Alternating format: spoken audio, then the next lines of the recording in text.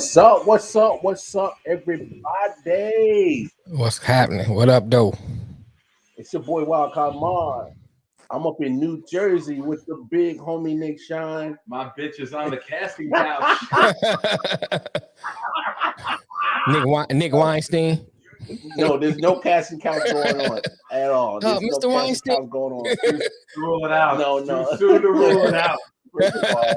First of all, I don't like Badussi.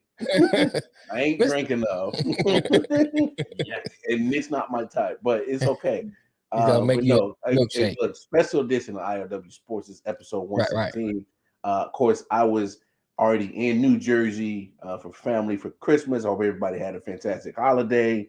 And so the big homie was only nothing but an hour away. So we had to get the I.O.W. edition, Jersey edition with the big homie Nick Shine. So What's up, everybody? yeah, so we kicking it on his couch, not a casting couch. He does a casting couch when Wild Card isn't here. All right, he does Hey, that. what you doing on your his own. vacation is your vacation, bro. Yeah, You know what I'm saying?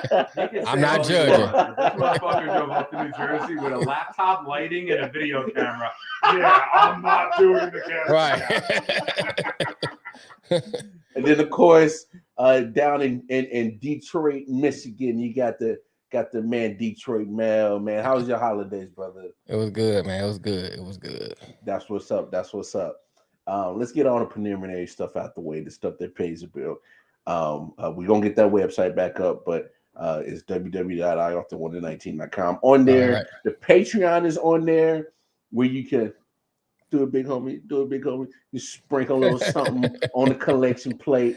If you're feeling real in the need of charitable spirits in your side, you want to do something real nice for the people. Got a gift card? Yeah. From grandpa you don't want? Yeah, send it over and put All with that. Patreon.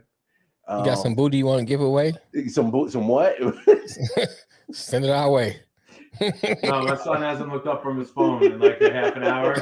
You said booty you don't want to give away? His head popped up like, what? Hey, what? All right, Dad, I'll get on the show. Booty? What?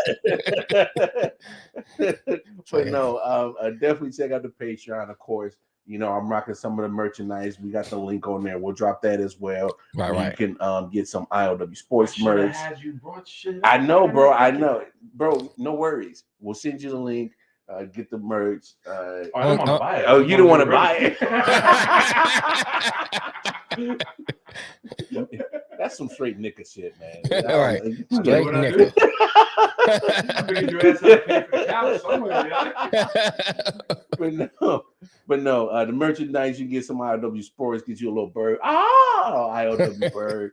Of course, we got our sister podcast, I Have to Wonder, on there. And just in case you guys did not know, there is an exclusive t-shirt, hoodie line, straight from Detroit Mel, the J. Edwin collection. That's right. It comes with some great t-shirts, very comfortable as hell. But most importantly, go over to your respective app stores, whether it's the Google Play Store or the Apple Store, and download the I.O.W. Network app. It's dope. A lot of great content. Airs Paradoxical, White Vault, LJ Presents, of course, I.O.W. Sports, I Have to Wonder podcast. Dirty Hills is on there if you're into wrestling. Yeah, so definitely check them out. That's on the network. And of course, a lot of great music from independent and mainstream artists. A lot of great content. I'm telling you, you'll love it. Check it out. But now that we got all that bull, all the stuff that pays the bill, let's get down to the nitty-gritty of what we came here to do. What we always love to do is give our raw and uncut takes on the world in sports. Let's talk some sports, fellas. There we go. Wild, crazy. But before we get to that, me and Detroit Mel had our take on all the COVID stuff going on as pretty killing all the bowl games. You got teams at the last minute hopping out of bowl games. What's up, Ryan? I can't even read that. I know, right? That's real far away. Open up the camera and No, but me and Mel had a chance to talk about how COVID's been wreaking havoc on sports. Of course, Mel had his great take on how it's been messing up hockey and it's taking away the chance for the NHL players who primarily go to the Olympics in February. They won't have the chance to do that. And then if you guys have checked out one of Wildcard Mars' quick rant, I kind of went in about how it's going to affect the college football playoffs, and it's already affecting college football on bowl games and Rutgers, whatnot. baby. Yeah. Rutgers Matter of fact, hey, Rutgers got a chance to Texas get into. I don't know. I saw a meme that showed their coach getting off the bus, like 5-7. What's up? Yeah, But I don't know if they got an invite with the latest team that went out, or if it was just making fun of them with their opportunity. I'm not 100% sure on that one, but I do know for a fact that Hawaii couldn't even play in their Hawaii Bowl. Yeah, bro, they couldn't play in Hawaii. Couldn't play in Hawaii Bowl because of COVID. What do you change the name to? I don't know. Non-Hawaii Bowl. This is not the Hawaii Bowl. I don't know what you want to rename it, but it's just not the Hawaii Bowl no more. I think it was another team just pulled out. I'm glad that we got the chance or the availability to check out our phones, because another team literally just pulled out. Not Florida. It was Florida Bowl. It was something. Miami was playing. Who was Miami playing? I think it was Miami. Well, A&M is out. That's how. A&M's out. I mean, either way, you're going to see a lot of cancellations because of COVID. And I played the clip last week because you saw that the NCAA had implemented for college football playoffs that if a team can't play a semifinal game because of COVID, they have to forfeit. And if a player or a team can't field a team because of COVID in the national championship game, no forfeit. And if neither team was it forfeit? Yeah, that's okay. And if neither team can show up to the national championship, it'll be a vacant championship. You're gonna have like walk-on red shirts, Justin. Like, we made it. We made it. Here's our title. So I pretty much wanted to get your take on do you believe the NCAA would go that far to have a vacant or a vacant national title game, or a team in the forfeit because of COVID, knowing how much money is on the table? I think they would let walk-ons. They would let the intramural squad get out there just to sell commercial. The intramural dog. They really would. They would go that far. It would be like longest yard. Like John Leguizamo would be a fucking cheerleader on the sideline just to get the game played. And like they're like, oh, we got cheerleaders, we got a band. Some guys playing the skin flute up in section 242. Like the NCAA is not giving money away. That much money? No. I mean, they'll reduce the price, but all that promotional, those tickets, those commercials, everything's sold. Yeah. So I mean, they don't care. They're making their money. Yeah, and I think that was my belief too. Is like, I'm willing to call the NCAA's bluff and be like, oh, if you really going to go that far to leave that much money on the table, I highly doubt it, because you guys have already shown you're going above and beyond of making sure that the NCAA gets their slice of the pie of the profit. Oh yeah. Once you win that the semifinal, you will go remote. You will fly to that hotel. Yeah. You will sit there for the 8 days, and you will make sure you are locked down. Nobody gets exposed. Like, you will have your own chefs. You will have everything. Like, if it's that much money on the line, even though the kids don't get paid, the schools get paid. The NCAA will make sure that game gets played. They will put those kids in a bubble for a week, and I'm sure the coaches would be all for it. They said the NCAA said that they'll go as far back as the 14th of pushing that back, because the national title game was on the 10th. So they say they're willing, as far as they're willing to push it back to the 14th. I'm still don't think, like, come on, you're not going to just push it back just 4 days. You're going to push it back as much possible to make sure you get a national. Pushing it back a week, you lose nothing. You lose nothing. Like, you're going to lose out by not having the game at all. Yeah. You don't lose out by pushing it back another week. Yeah, that's a lot of money to just leave sitting there floating. I don't see NCAA has always been about their money. But on the flip side of it, why does this even have to happen if everyone's vaccinated? Well, I mean, regardless of where you sit on the vaccination status, is NCAA willing to just bypass millions and millions of dollars. So they won't bypass it. Yeah, They'll they say won't. what they want to say to make people fall in line. But you and I, and Mel knows damn well too. Push comes to shove, they will make every accommodation and get this game in, even if they have to push it out past their deadline. But what they're trying to do is getting everybody to toe the company line, stay restricted, stay locked down, stay tight, so that it does happen. And funny that we talk about this right now, because it's been reported that University of Georgia is having a real crazy outbreak right now. And this is ahead of the semifinal playoff game, which is what, the 31st. So you talking about how many days away? Friday's the yeah. You know, this right here is who the fuck did Jim Harbaugh sleep with this year? They beat Ohio State. And now Georgia's getting. Hey, somebody need to find some emails real quick about Harbaugh. Yeah. Right. I mean, it's crazy because like Georgia is having these issues out of nowhere, and it's funny that we're talking about it because now it's going to put NCAA's words to test, because it's about to call your bluff, for sure. How would you feel if Michigan advanced on a forfeit? I know you would still. He's doing the fucking worm. No. I know you would take it, but as a fan, would you still feel some type of way? Be like, you really didn't. Oh yeah, of course, man. I think it's like this. I rather game and win on a forfeit. First of all, Ohio State fans are gonna let us live that down. You know what I'm saying? All they're gonna do is say, "Well, only way you advance because you won on the forfeit." So you got Michigan beat all right. So I won't see him win on the forfeit. That's a at all. I don't see nobody win on the forfeit. Period. I want to see him play it out. You get as far. Can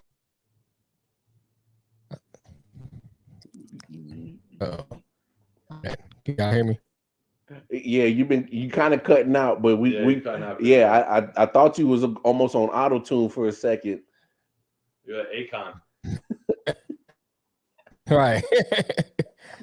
I don't know what's going on with this internet. I had to switch to my phone to get in. It's that Detroit internet, man. It's okay. It's okay. We forgive you. It's been working all the time. I got ready, man. It's not your fault. I'm gonna blame it on Tiffany. She probably making all those candles and stuff down there. She's taking all the power and juice. I'm gonna blame it on her. Hey, yeah, happy holidays to you too, Ryan, man. Chiefs. Yeah, you see the hat. It's amazing how you win what 8 in a row? Yeah, 8 in a row, and you top of the AFC. But no, we'll get into that later. We will. We're gonna run out of time. Trust me. We'll get into that later. Let's hop into a little bit of NBA talk. Of course, we had a lot of basketball on Christmas Day. Right. Is it safe to say in the Western Conference is going to come down to Golden State and Phoenix? How you feel about that, Mel? Oh yeah, I mean that's what seems like. They seem to be the hottest team really outside the Nets in the league altogether. Golden State looks good even without, and they only have Clay yet. Yeah. So imagine they look with Clay out there too, which we assume they look the same, but you'll never know. He may come back rusty, but if Clay comes back to be the Clay that we know he can be, they look hard to beat. And the Lakers need to just go ahead and dismantle. The Lakers is through. No, they please. They're the 6th seed. They're 2 games or a game. They're 16 and 17. Mel, why'd you go there? Why did you go there, man? I was trying to avoid talking about that sorry ass. I'm just saying, man. Look, man, you got the Chiefs, so I got to talk about your Lakers. Shoot. I mean, the Lakers, they still got more games to lose. Man, I was trying to avoid talking about my sorry ass Lakers. I was going to talk about Golden State, Phoenix. I was going to talk about Brooklyn, who's balling now. Claxton. You know, I was going to talk about Claxton had his nuts on LeBron's head. He just had to go there. I'm just saying, Claxton had his nuts on LeBron's head. On LeBron on Christmas Day. He was teabagging LeBron. Well, now that we there, thanks to Detroit Mel. LeBron was pulling pubic hairs out of his ball spot. Actually, I think that's the only hair sticking to that spot at this point. Why do you think all his boys want to go play with him? Literally, play with him. So now that we there, look. As me being the Lakers fan, I'm just gonna say it.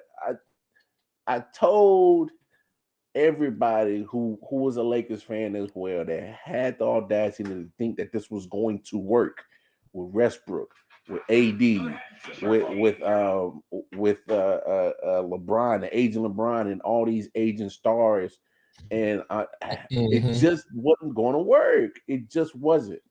They're pulling people off the streets. Isaiah Thomas had to get picked off on a 10-day contract, and now they're not even going to renew that. They're going to let the 10 days expire and let them walk.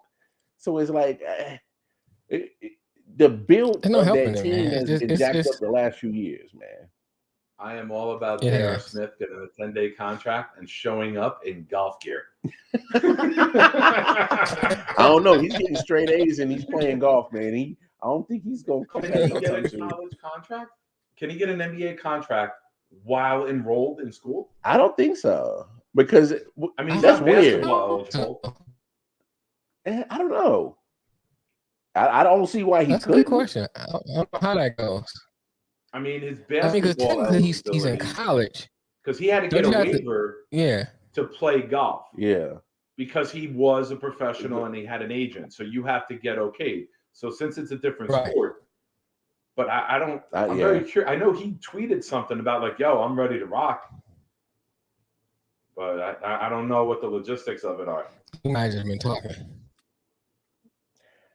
Breaking news, the Cowboys just scored again. That ain't going to help him either. They need to dismantle the home.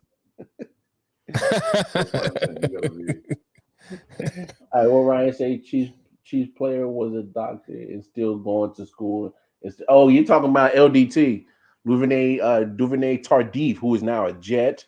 You're welcome. Have y'all played him yet?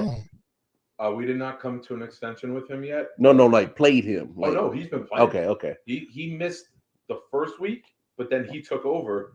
But then he was out this week. I guess he couldn't cure himself for COVID. He was out with that. Okay, yeah, because he plays right guard. He's done very well. Yeah, trust me. Fans want an extension. Trust me. I love what Trey Smith is doing, but I always love what LDT did. But that's for another topic. But no. Yeah, I saw that. We gotta get to that. Oh yeah, we'll get to that in a second because I think he might be the next coach to go to. But no, of course, Phoenix and Golden State, I think. But you had said at lunch, you said watch out for which team? I still like Utah. I think. If Utah can shoot, because Utah doesn't rely on one guy. They're like a team of shooters. So there might be a guy who doesn't make a single basket one night, and then he goes for 18 to 21 the next night. Yeah, they go to the hot hand. Right. Now they don't have. I mean, Mitchell is their guy. But they got a team of role players, and you have to stop their system, their team, not just an individual.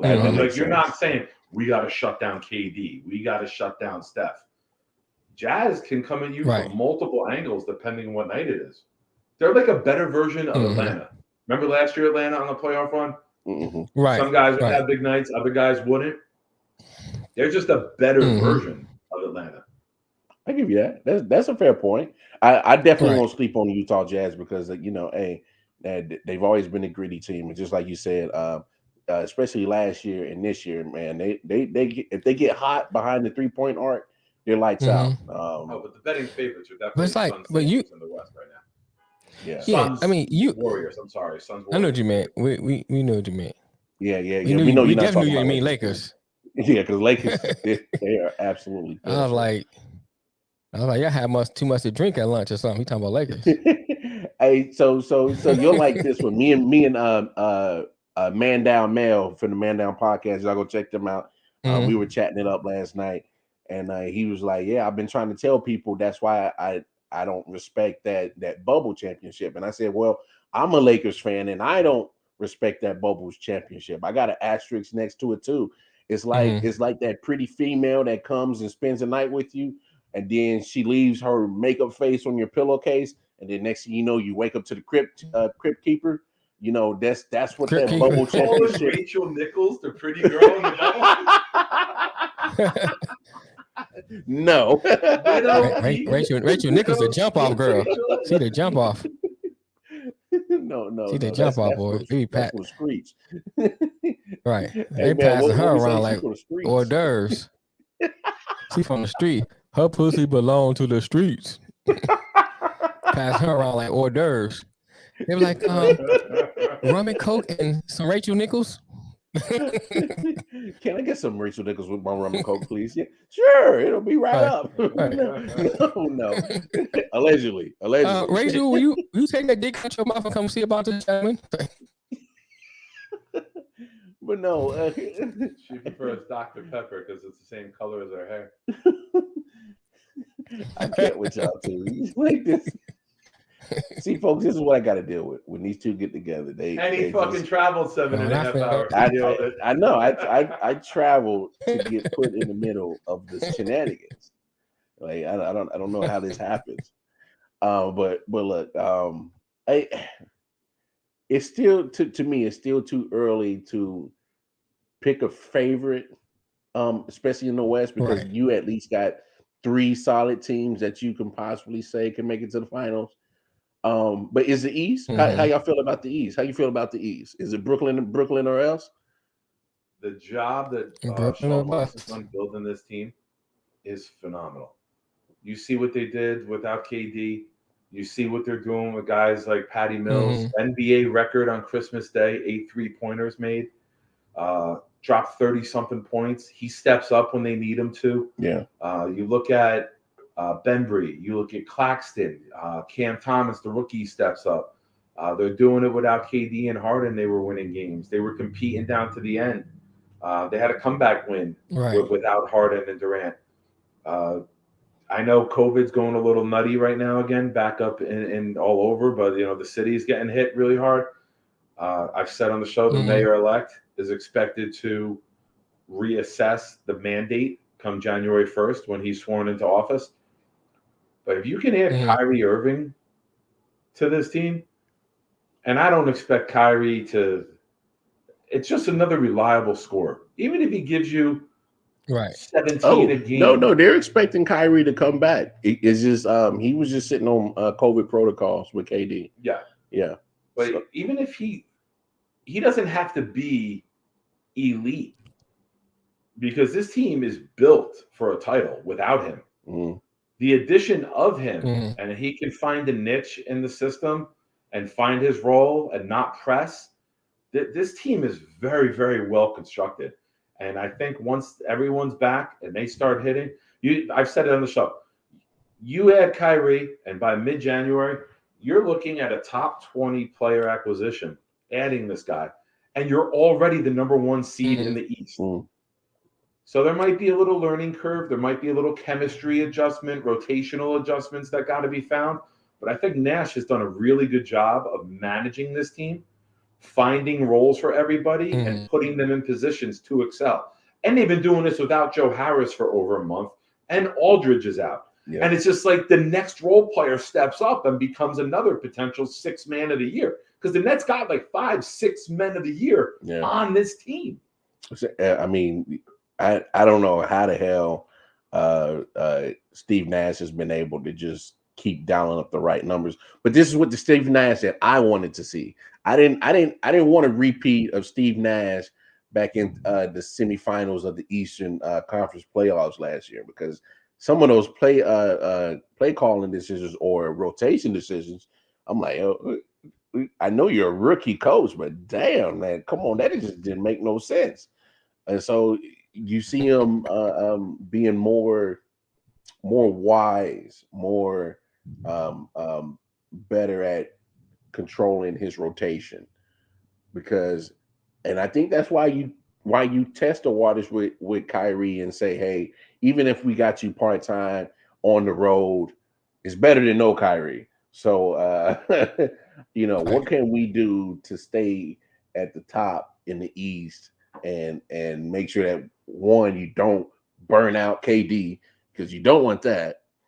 You don't want to go a long period of time without this KD. right now for KD with the minutes he's been putting out could be a blessing in disguise because it gave him a rest. Yeah, he was pushing for the game. They went to overtime. He dropped 48 minutes when Harden was out, and then for the second time, he's had a missed time for COVID. Yeah, and I think Nash has gained the respect of the players in the locker room. Yeah. Okay. Yeah. I think with how he's managed the team, and now D'Antoni was with him last year, and D'Antoni's not with him anymore. Okay. I didn't know that. I didn't know that Tony was gone. D'Antoni's gone. I haven't seen him. I could be wrong. Yeah. But I'm pretty sure D'Antoni took another job. Yeah, you didn't see him on the bench. I haven't seen him yet this year. I mean, I could be wrong. If I'm wrong, one of the listeners, Nikki, Mike D'Antoni, see what team he's coaching. You got your phone available.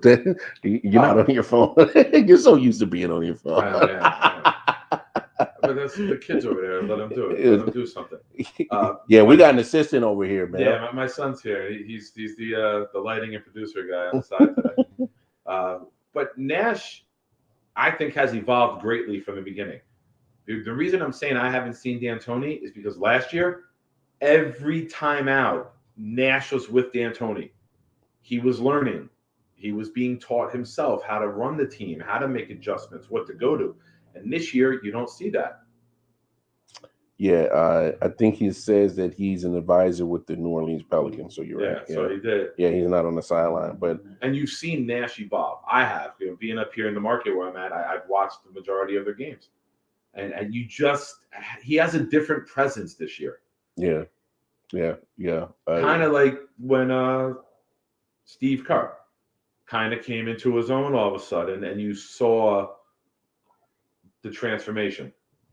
Hey, well, I mean, I think to kind of back up your point and your take, he was a rookie coach, and is you don't have to push a lot of buttons when you got KD, Kyrie, and James Harden on your team. Mm-hmm. But and I'm not taking nothing away from his coaching abilities. It's just that you still got to learn. Yeah. You still got to understand about coaching and learn. And so I think he took his bumps and bruises as a coach last year, took the good, took the bad, and evolve. And as long as he's doing that, and just as long as you just don't rely on all your talent because you have the talent, but you still gotta X and O it up every now and then, and you still gotta know how to put aces in places. So and you see it with all the role players stepping up. Yeah, you're right. That goes to the system, that goes to coaching, that goes to rotational decisions. Yeah, there's something really good going on in Brooklyn, and I hope that they can take it all the way through.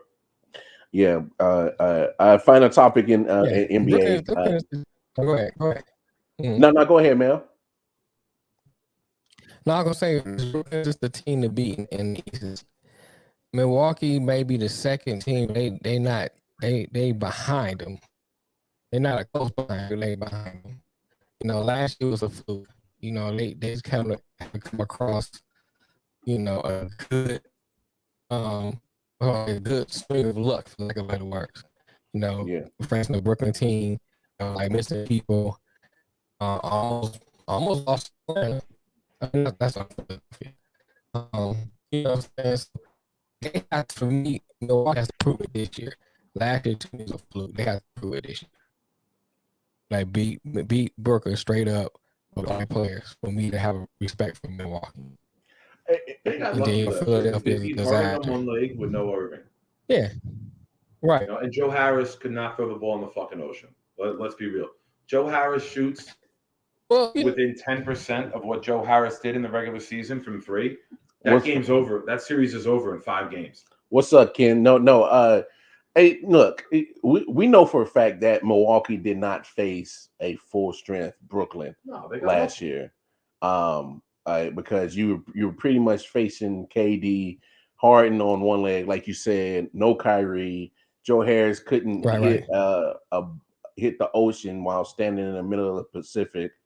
So it was, you weren't facing typical Nets. Now, really about Milwaukee, and I kind of get what you're saying, Mel. But Milwaukee started off slow, but you see how Giannis has been playing MVP basketball lately, like that. Yeah, I mean, Giannis to make a championship game. And the thing about Joe Harris, I don't really count that because you're gonna have players that have off series, off nights. A good team can overcome that. More than being one leg, the missing of Kyrie. I think that played more part to it than one player having off game. It happens a lot in the NBA. Yeah, but he couldn't hit nothing. He was bad. He's like a 45% 3-point shooter. Yeah. And he's like 58% when he's open. He was in like 20%. He was hitting like 11% in some games, man. It was bad. It was bad. It was bad. John Stark's 98 or 94 bad. Right. Oh, wow. It was horrific. Right. But looking at the East, how does everybody feel about Chicago? Do y'all think that's something? That's my number 2. Do y'all think that's a real team that can actually contend? The Bulls fully healthy are my number 2. Chicago's nice. Yeah, Chicago's nice. I don't still win a championship. The way they build, they stay that way. They close to being championship material.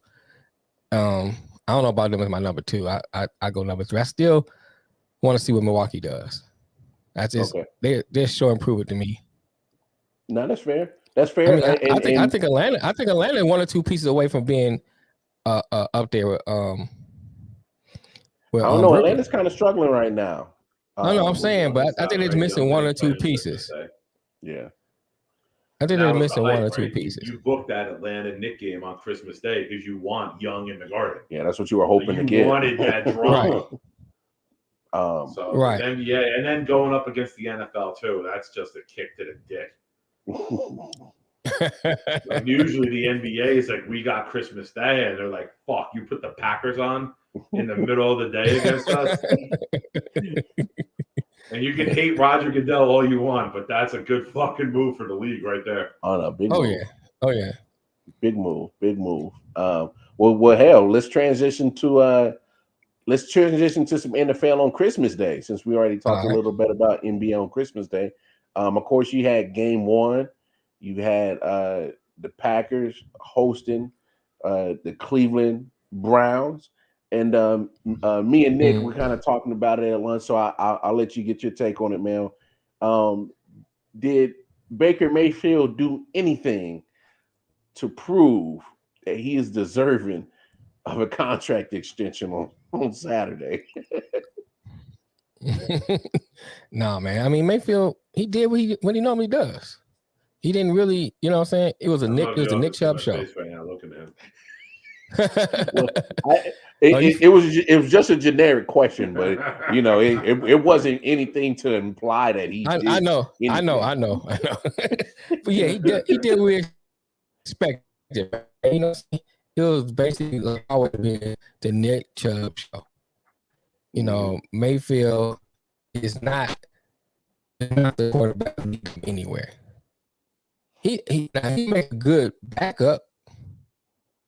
He's a great backup quarterback. I'll have on my team as a backup. But as far as a starting quarterback, he ain't got it. He's just not. Yeah, he makes poor decisions. I'm done with it. Yeah, he makes poor decisions. I mean, he throw bad passes, bad picks. Yep. He's just horrible. You know what I'm saying? And it's bringing the team from Baker Mayfield and Sam Darnold is that Baker Mayfield has been on a more talented team His height that carries him. Mm. And he's had the line to Right. have a run game, and he's had the line to sustain drives, and he's had the defense to save him, Mhm. and he's had the defense to keep him in games when he makes mistakes. Baker Mayfield Right. is Sam Darnold and Johnny Manziel if they had a fucking baby. And I will say that till the day I die. Look, Well, both of you fellas make great points. Mayfield. Let's be honest about Baker Mayfield once and for all, and I think we're all on the same page with this. When you have every reason to win, and you're the reason why you lose, that's why you don't deserve the contract extension. You're the anti-Trent Dilfer. At all. Mel, because you know how Trent you love to Dilfer won a bring up Trent championship. Dilfer was surrounded by all that talent in Baltimore, and he Right. made plays every now and then and got a Super Bowl. That's a true point. But here's the thing. Well, Here's the put me thing. in first place in the AFC. But here's the thing about yeah, I'm saying that was because here's the thing about Trent Dilfer. Trent Dilfer still knew his role and played his role to perfection. And that's the difference between him and Mayfield. Mayfield thinks he's above the role that he should be in. And he tries to overdo what he plays he shouldn't be doing. If he's more like Trent Dilfer, the Browns would be further. Trent Dilfer knew, all right, I'm gonna hand it off when I need to hand it off, make the pass when I need to make the pass, keep it simple, and stick to the script. Yep. Mayfield don't do that. Mayfield tries to go over and above, trying to make these super plays. He's used to playing in the Big 12 with no defense, and you could just throw the fucking ball, and you got the best athletes on the field, and they go catch it and make you look great. Mm-hmm. If the Cleveland Browns had Tyler Heineke, they would be a top 3 team in the AFC. That's how good the rest of this roster is. Mm. Oh, yeah. And, I mean, Progressive even wants out of the Baker contract. That's how fucking bad it is. Did you just say Progressive wants out the contract? They're going to drop his ass soon.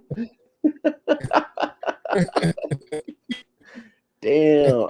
If Baker Mayfield was on the Washington football team, they would be throwing punches at him on the sideline. So that score probably 70-0. Oh my god! Yeah, man. The Cleveland need to do this. Cleveland need to go ahead and start looking at a replacement for Baker Mayfield. They need. That's what they need to do. We went out deep before here, and I said, like, if I'm Cleveland, if Rodgers wants out of Green Bay, I will give you whatever you want. Because the level of talent on that team, and if you can add Rodgers, you find a way to make it happen, and then you sign Adams. If Adams wants to tandem with Rodgers, you do whatever you have to do. Because with that defense, that line, Nick Chubb, like you get rid of Landry, and you see it in Green Bay. Rodgers makes it work with Adams, and then role players. Well, I mean, if you get Adams, you can get rid of Landry. Because you have Adams to take his place anyway, so that you get rid of Landry, you can get rid of and Adams. You're basically looking at Aaron Jones and Devontae Adams with a better line and equal, if not better, defense. Hey! I just want to say this, fellas. Hold on, Jason. Oh, go ahead. What did Jason say? The shoulders. He said the shoulders affecting Mayfield's mechanics a lot. Yeah, I'm not ready to. What's up, Jay? Hey, but welcome to I.O.W, bro. Hey, my problem is, Jason, you're talking about an injury on his non-throwing shoulder. Yeah, but he's got a locket in front of him, and when you throw, you're using that to twist your body and torque. So it is off, but he's a shitty thrower when healthy. So when you take a shitty thrower, and then he has an injury to twist and torque, it hurts him. It does. No, but to my bigger point, I gotta point it out. This man has played in 59 career NFL games. He has 54 career interceptions. You can't. Let's call it what it is. Those are Eli Manning type of numbers. Those numbers are terrible. Those numbers are terrible. and you can blame it on the shoulder for this year and the foot this year and the groin this year, but that's just a literally a small piece of the production that you have gotten from Baker Mayfield.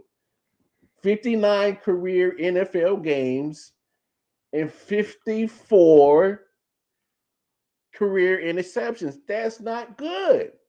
Period. Yeah, it's not. Say whatever you want, but when the man has every reason to succeed, he said, but I'm saying the man has every reason to succeed, and this man, I mean, hasn't gotten it done.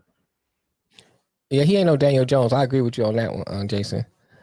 But they ain't too far apart either. No, they're not too far apart. They're not too far away.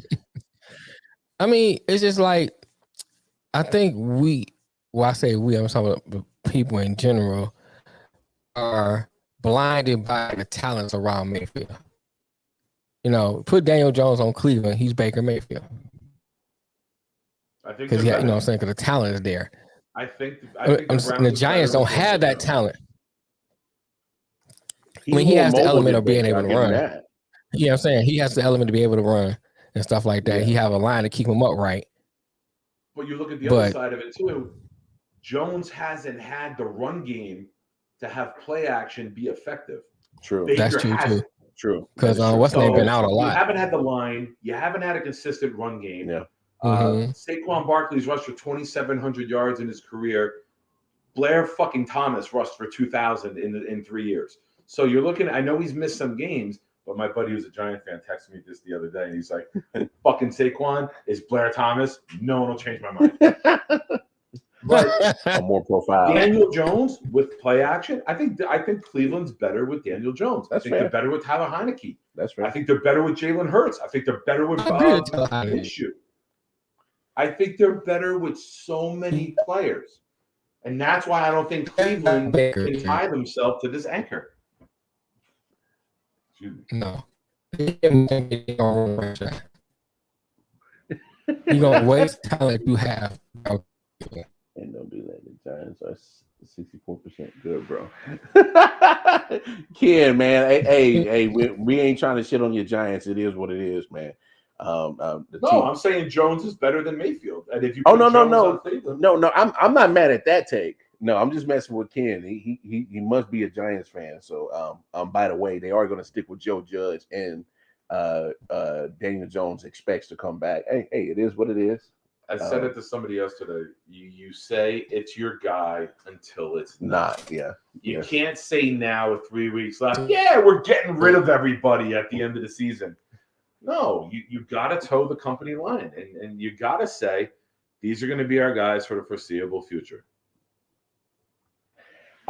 Jason, I agree with you. I have no idea why they were still trying to throw the ball with Baker, but I think what it is you know what's on the other side of the field. It's that bad man Aaron Rodgers, and you got to try to keep up with him. And don't get me wrong, what I think irritates me the most about Baker's performance in his 4 interception performance, 3 in the first half, is that Nick 3 straight drives too, right? Yeah, but it's something like that. But I think what upsets me the most is that you literally wasted Nick Chubb's 17 carry, 126 yards, and Dearness Johnson only took 4 carries and got 58 yards. So the running game is there. So there's no excuse for that on why they were missing multiple linemen too. Missing multiple linemen. You're right.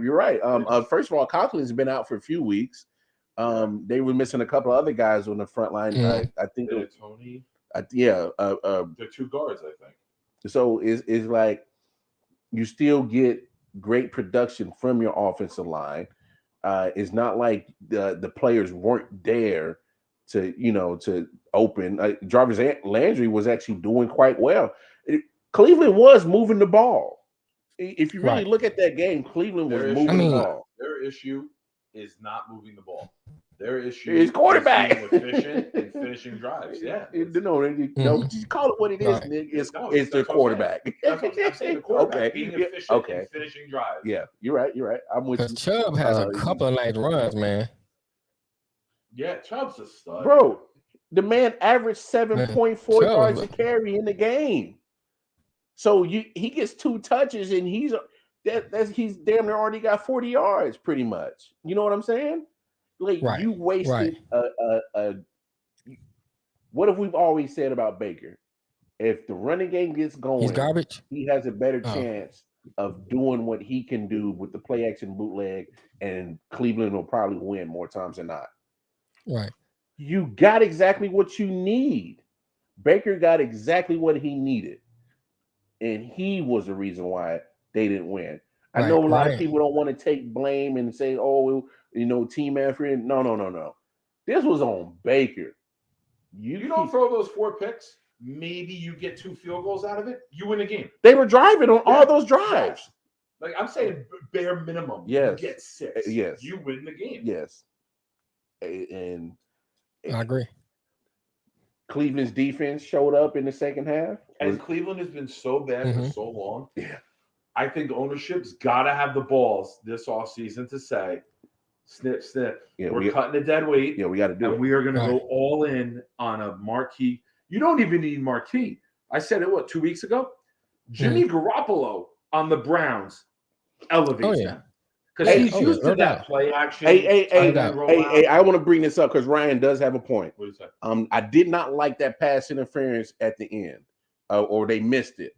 I napped during that. I can't talk to that. I got you. I'll talk to it because and me and Mel, we talked about this and we talked about it a couple of times. The officiating has been absolutely atrocious this year. Right. And when you get almost as bad as Baker's arm. No. and look, Ryan does bring up a good point. There was a missed pass interference call, but my thing is because of the fact that Baker threw 3 first half interceptions while they were driving, and you took points off the board, it shouldn't have came down to a missed pass interference call to aid you to get to that point. They should have been running the ball out at that point. Period. You hold the Green Bay Packers to 22 points at home. Yeah, you got to win that. Right? 24. Yeah, 24.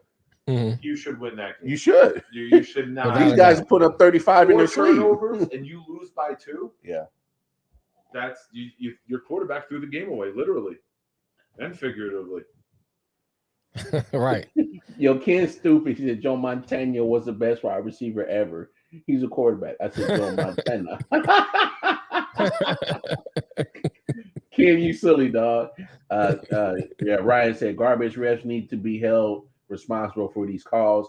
And just to speak on that, Ryan, I believe, and I think we can all agree that refs should be held accountable for their calls. But the only problem is with the NFL, their form of punishment is that you won't ref for Super Bowl or you won't ref for playoff game. That's their form of punishment. The problem is that most of the refs are not full-time officials. Yeah. Not just the referees, all the side judges and the line judges. A lot of these guys, like Ed Hockley was an attorney in Arizona, so he wasn't a full-time official. So they do get rated. They do get emails. They do get things. Yeah, hey, they're trying to keep great side hustle. They're just trying to keep the lights on. Yeah, you get a little shady with your law practice. You can go fuck up the NFL and gambling and win your money back on a weekend. Last comment. Jason brings up a good comment. He says, "Worse than the horrible officiating is the wildly inconsistent penalty calling," which I think is fair. I mean, you see it all the time, especially being a Jets fan. You saw how games get officiated when Brady's playing, and so that continues on in Tampa. I know the Cowboys steamrolled Washington last night. Yeah, but there was a play early in the game. Nikki and I were watching it, right, buddy? And Heineke threw an interception to the side that would have led to, or actually it was a completion, but it was short. And the guy hit him right in the face mask.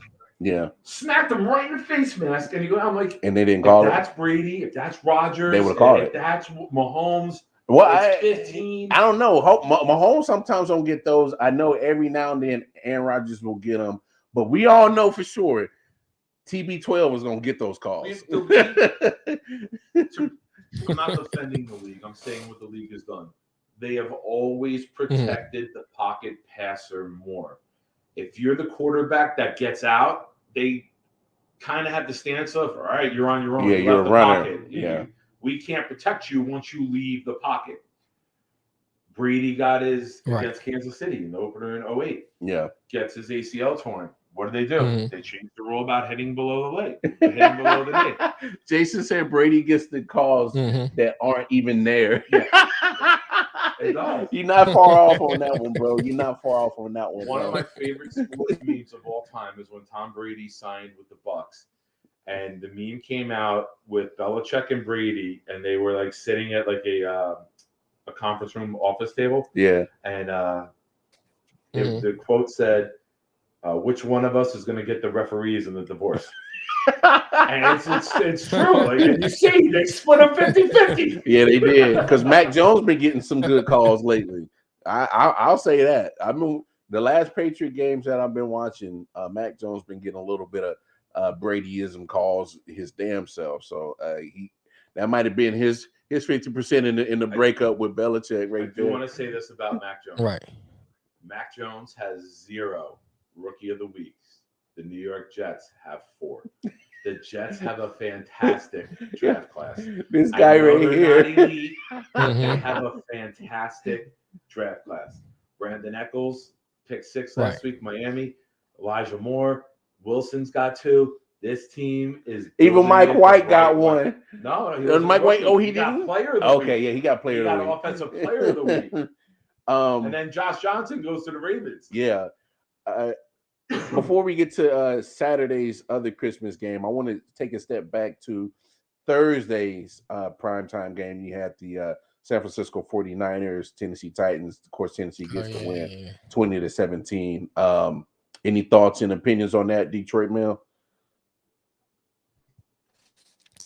Just continues to disappoint me. Every time I pick them. Who is that, San Francisco? But yeah. I mean, Tennessee is just like that anomaly. You know, you be thinking, all right, they're going to lose this game. They win. They're going to win this game. They lose. And it's just like, I don't know, man. It's hard for me to pick what Tennessee going to do because they always win when you expect them to win and lose when you expect them to win, you know. Then on the other hand, with San Fran, they do the same thing. It's be games where they like, okay, San Francisco, like they coming back, they look like gonna dominate, and then they just don't show up for games. So I don't know, man. It's just really like confusing me, you know, like what to do. Which way to go? I just think which way to go, right? But I'm more curious to see which direction San Fran goes in the next couple of years with Jimmy G and with Trey Lance back there. That's what I'm more curious to see about San Francisco, which direction they decide to go. You know, they got talent on that team on both sides of the ball. Playoff run. Yeah, I think so too. But Jimmy G, if he pulls it together again and they go on a nice run, they might ride him out one more year. But here's my thing, though, Nick. Anybody knows that answer today? Well, here's my thing with Jimmy G. Is it time to say that this is as far as he can get you? He can't get you over the hump because I mean, every year he does show some kind of progress or some kind of success, but he always finds a way to at the end not make it all the way to the big dance. You know, so is that as far as he can go? I mean, it's kind of like the Tampa Bay situation with Chucky and God, I can't think of my man name. He's the coach of the Colts. Tony Dungy. Tony Dungy. You know, Tony Dungy and the Chucky situation where, you know, Tampa Bay felt that Tony Dungy gonna give them this far. They come in, hire Gruden, they go to the Super Bowl and win it. Yeah. You know, is that what San Francisco looking at with Jimmy G? Okay, he got as far as we can get. You know, maybe move off of him. You got to think that they know that too, right? That's why they traded up to go get Lance. Right. That's what I'm saying. That's what I'm saying. I'm curious to see if that's the line of thinking on San Francisco. I get what you're saying. That's what they're thinking. You know what I'm saying? That's what I'm saying. I'm just curious to see. Yeah. That system is built on the defensive front and the O-line and the run game. You see, they plugged in running back after running back. Bro, San Francisco is the Cleveland Browns of the NFC. Oh yeah. Defense, run the ball. We're not going to ask our quarterback to do too much, but if you exceed than what we expect of you, then damn it, we might have a Super Bowl team. You know what I'm saying?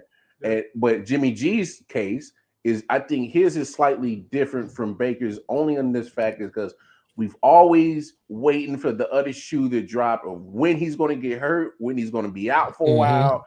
They were waiting for it. Right. And the fact that he has played majority of the season, I think he's only missed one game.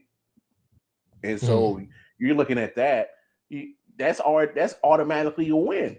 I mean, the analytic parts of the NFL, the stats part, when Jimmy G is healthy and is the starting quarterback for the San Francisco 49ers under Mike Shanahan, I'm not saying it, Mike Shanahan, Kyle Shanahan, his boy, they win majority more times than not. Cheers, brother. Anyway, cheers, man. Yeah. So Mel, what do you got? What are you sipping on, Mel? Female tears? His favorite beverage. Sipping off a disappointment. The never-ending cup. It always stays filled. Right. But no, I saw Jason's point. He brings up a good point with Derrick Henry. They're a top 5 team. The crazy thing is, Jason, I think they're a top 5 team, even though Derrick Henry's been out. They've managed to still. They managed to still win. Yeah, and I was about to say that. And if you have Julio and Brown and you lose Henry, you could still. And when Mel was talking about it, I wanted to bring this up if you don't mind. Yeah, go ahead. Go ahead. You take Derrick Henry off that team, and they are still division leaders. Yeah.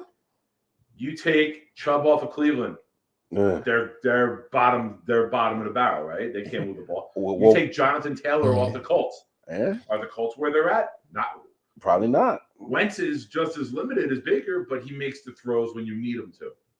He's not carrying the team, Wentz, but he doesn't sink the team. No. They can win a game with the quarterback throwing 12 times a game. Yeah. They did it a couple weeks ago. Yeah. You look at the Patriots. Right. You take their running backs off the team, they're free falling. Yeah. There's Derrick Henry is elite. He's the best runner in the league. But I think it's a testament to how well the Titans are built. Yeah. They have sustained. And shout out to Bravo 10 weeks now. He got hurt in week 8. Yeah. Right? We're week 16, so 8 weeks. They're still up there. They're still near the top of the division.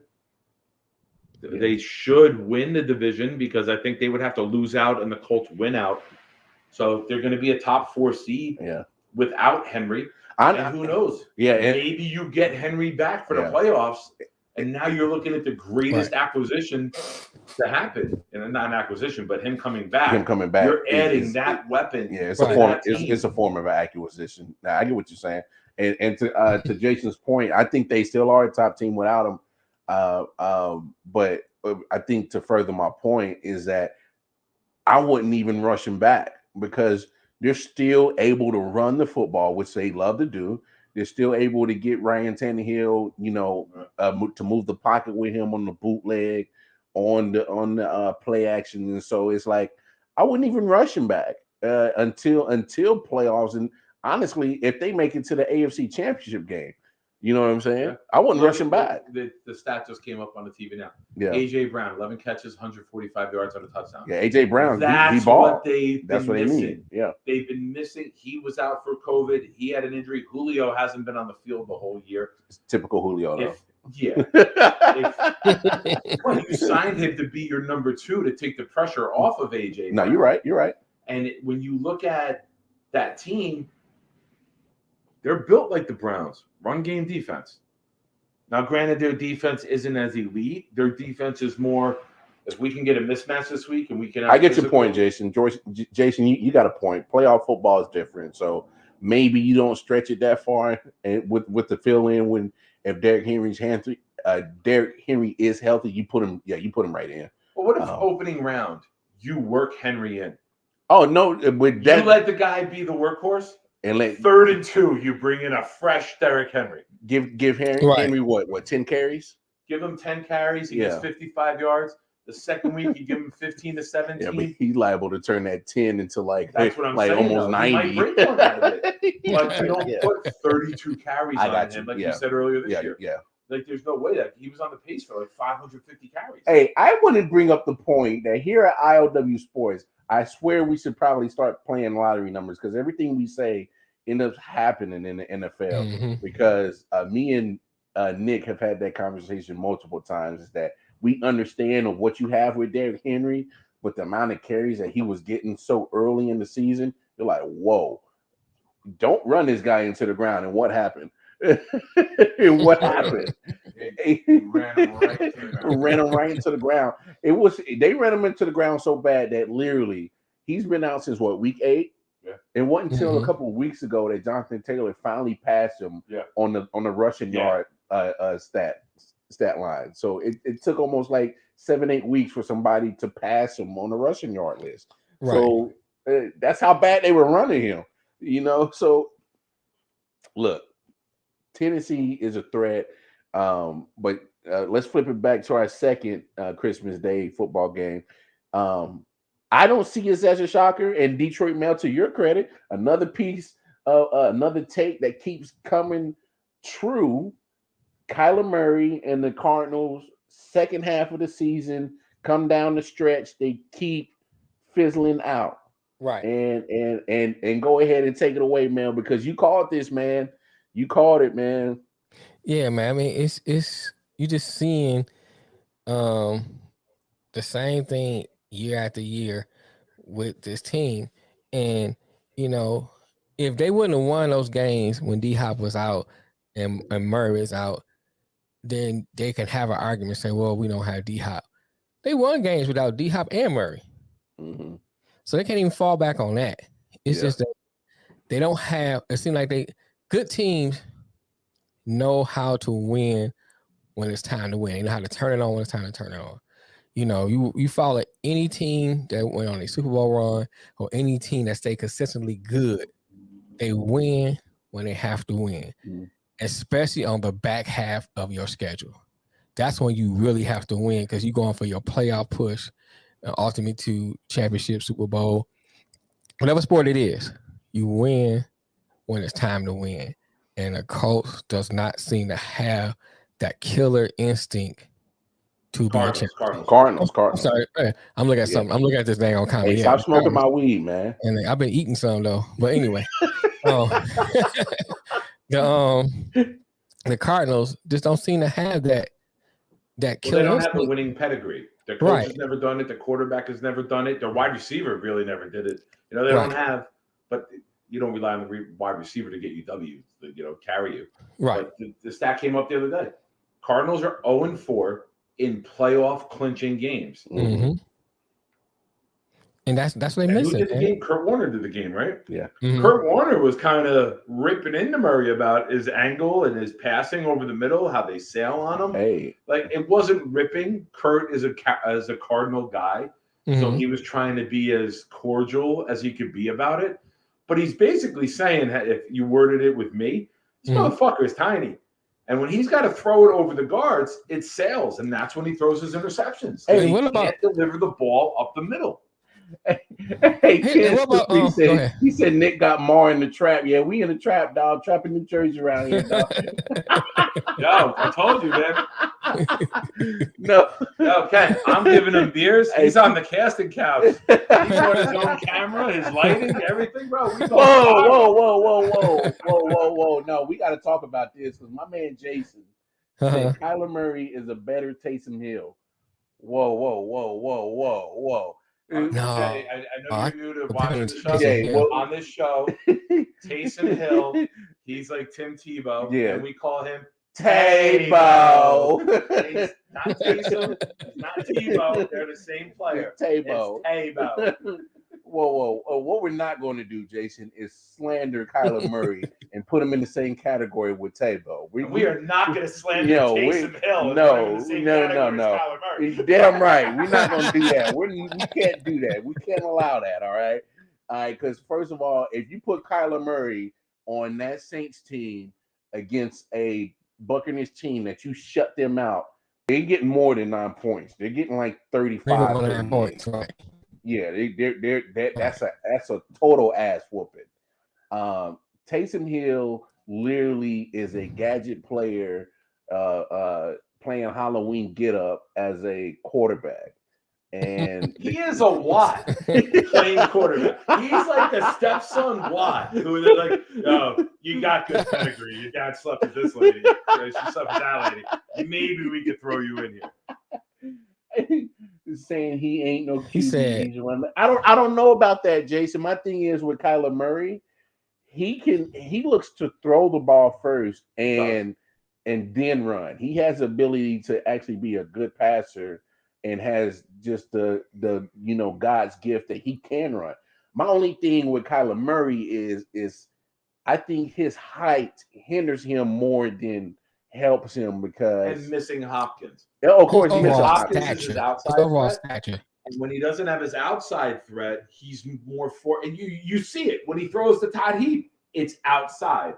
When he's got to go up the middle between the numbers, he's in trouble because of his sight line, his release point, the arc he's got to put on the ball. Yeah, it's going to sail. He's got to get over 6'3", 6'4" DNs and offensive linemen. More than that sometimes. Yeah, so you got 6'6", 6'7" monsters out there nowadays. So pretty much, if you're not moving Kyler Murray out the pocket, but that ain't counting our reach. Remember, he's taller.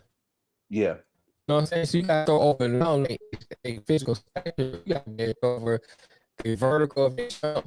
The arm, all that comes into, in play when you throw on the ball, because you throw on my head at 6'5",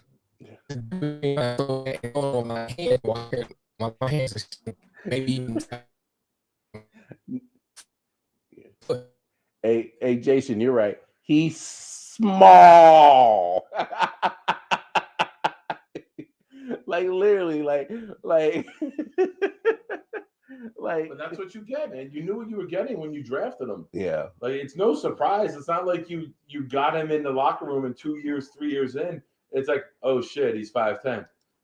Like you knew you was 5'10". You knew you signed up for. You knew. I think they're missing. You knew you were signing. You knew you were hiring a tall midget. Is that the word? Yeah. Is that the PC word? Okay. I said midget. I didn't know if that was PC. Okay. You say whatever you want. Before you talk about PC on our show, you say that word for midget. There's no PC on our show. When's the last time, man? When's the last time we had to have PC on our show? I know. But I think the Cardinals are really missing, and I think they're missing this guy more than Hopkins. James Conner, yeah. Conner carried that team when Hopkins and Murray were out. Jason, and now you look at them. Jason said, "Do you know another QB that's small?" He said, "Name another QB that's small." Doug Flutie. Doug Flutie, who does testosterone commercials with Frank Thomas now on golf course. Yeah, what was his name? Seen that? He's got a beautiful mullet. The Nugenics, bro. Doug Flutie's on a golf course with Frank Thomas, and she'll love it too. Yeah. On the casting couch. He's saying maybe a certain Jets. He's trying to talk about your boy Zach Wilson over here, man. Hey, Jason, what's your squad? You a Cowboys fan? Yes. Oh, damn it. Oh, hell. Hey, is he as bad as Sturch? Is he as bad as Sturch? Because they're different in their fandom. Because Sturch will different. Because Sturch will defend anything Cowboys to the death. Jay takes the opposite approach. Jay, okay. If I assess you correctly here, let me know. If I'm wrong, let me know. How about them Cowboys? We got a block today from I.O.W.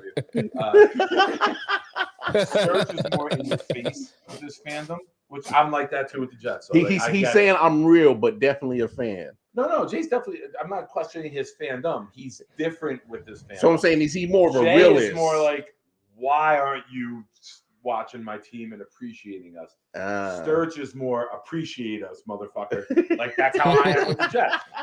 You agree with that, Jay? Like that, you're more of like, why aren't you guys like seeing what this team is doing. He says, I am 100% realist. Okay, fair enough. No, I Nick, will I say forget. this, Jay, and I will deny it, and I'll have the boys here delete the show. I really loved Lawrence's pick six last night. Now, guys, delete the show. No, Just I'm never definitely air. not. I'm definitely not deleting that part. I am. That fucking return. Matter of fact, return was beautiful. Matter of fact, D-line. Mel, when we done with the show, Nick. download it. Take Nick, just Nick. that Just that? piece. Take just that piece. Now, I was Cowboy fucking fan. out.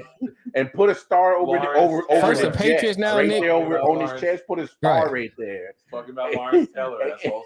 Hey, and we're gonna blast it all over social media that Shine is a converted Cowboys fan. Wait. So did he convert from the Patriots now to the Cowboys? That's what I'm Just so you saying. First know, a Patriots fan, for now a 1 Cowboy week- fan. Hold on. Let's be real about this. For those who haven't paid attention or those who are new to viewing the show, the minute I talked well about the Patriots, free fall. Am I wrong? Do you see that I have powers that I choose when to use them? Hey, bro, you Tell me I'm wrong. all I'm saying Tell me I'm wrong. is send me home with some lottery numbers, and I- we're gonna put it to true test. That's all I I'm saying. talked Right. well about Use it- the use it- Patriots 1 week, Jay. use it for They real. lost like 2 out of 3 since then. So go Cowboys! Oh, so that explains a lot, Nick. That explains a lot. And hold on a second. For Hey, those who don't hey, see what he's hey, wearing, hold on. I got one bullet in the chamber left. Hey, nah, leave this alone. Hey, people don't even realize. Hey, you didn't even pick the Jets to beat the Jaguars, man. Didn't it? I Yeah, told you. I will pick against the Jets when we to do make our sure they pickups. win. And then yes, we had 18 players out, 14 of them starters. You hear this shit? I would gladly Yeah, I'm pay listening. $100 a week to lose a bet and have the Jets win games.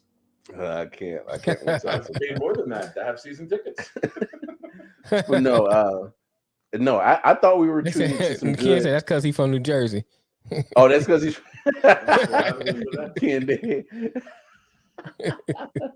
Why is comes from New Jersey? I didn't get deleted. No, I missed deleted. No, Jason said Nick doesn't really like the Jets. He just likes top 10 draft picks.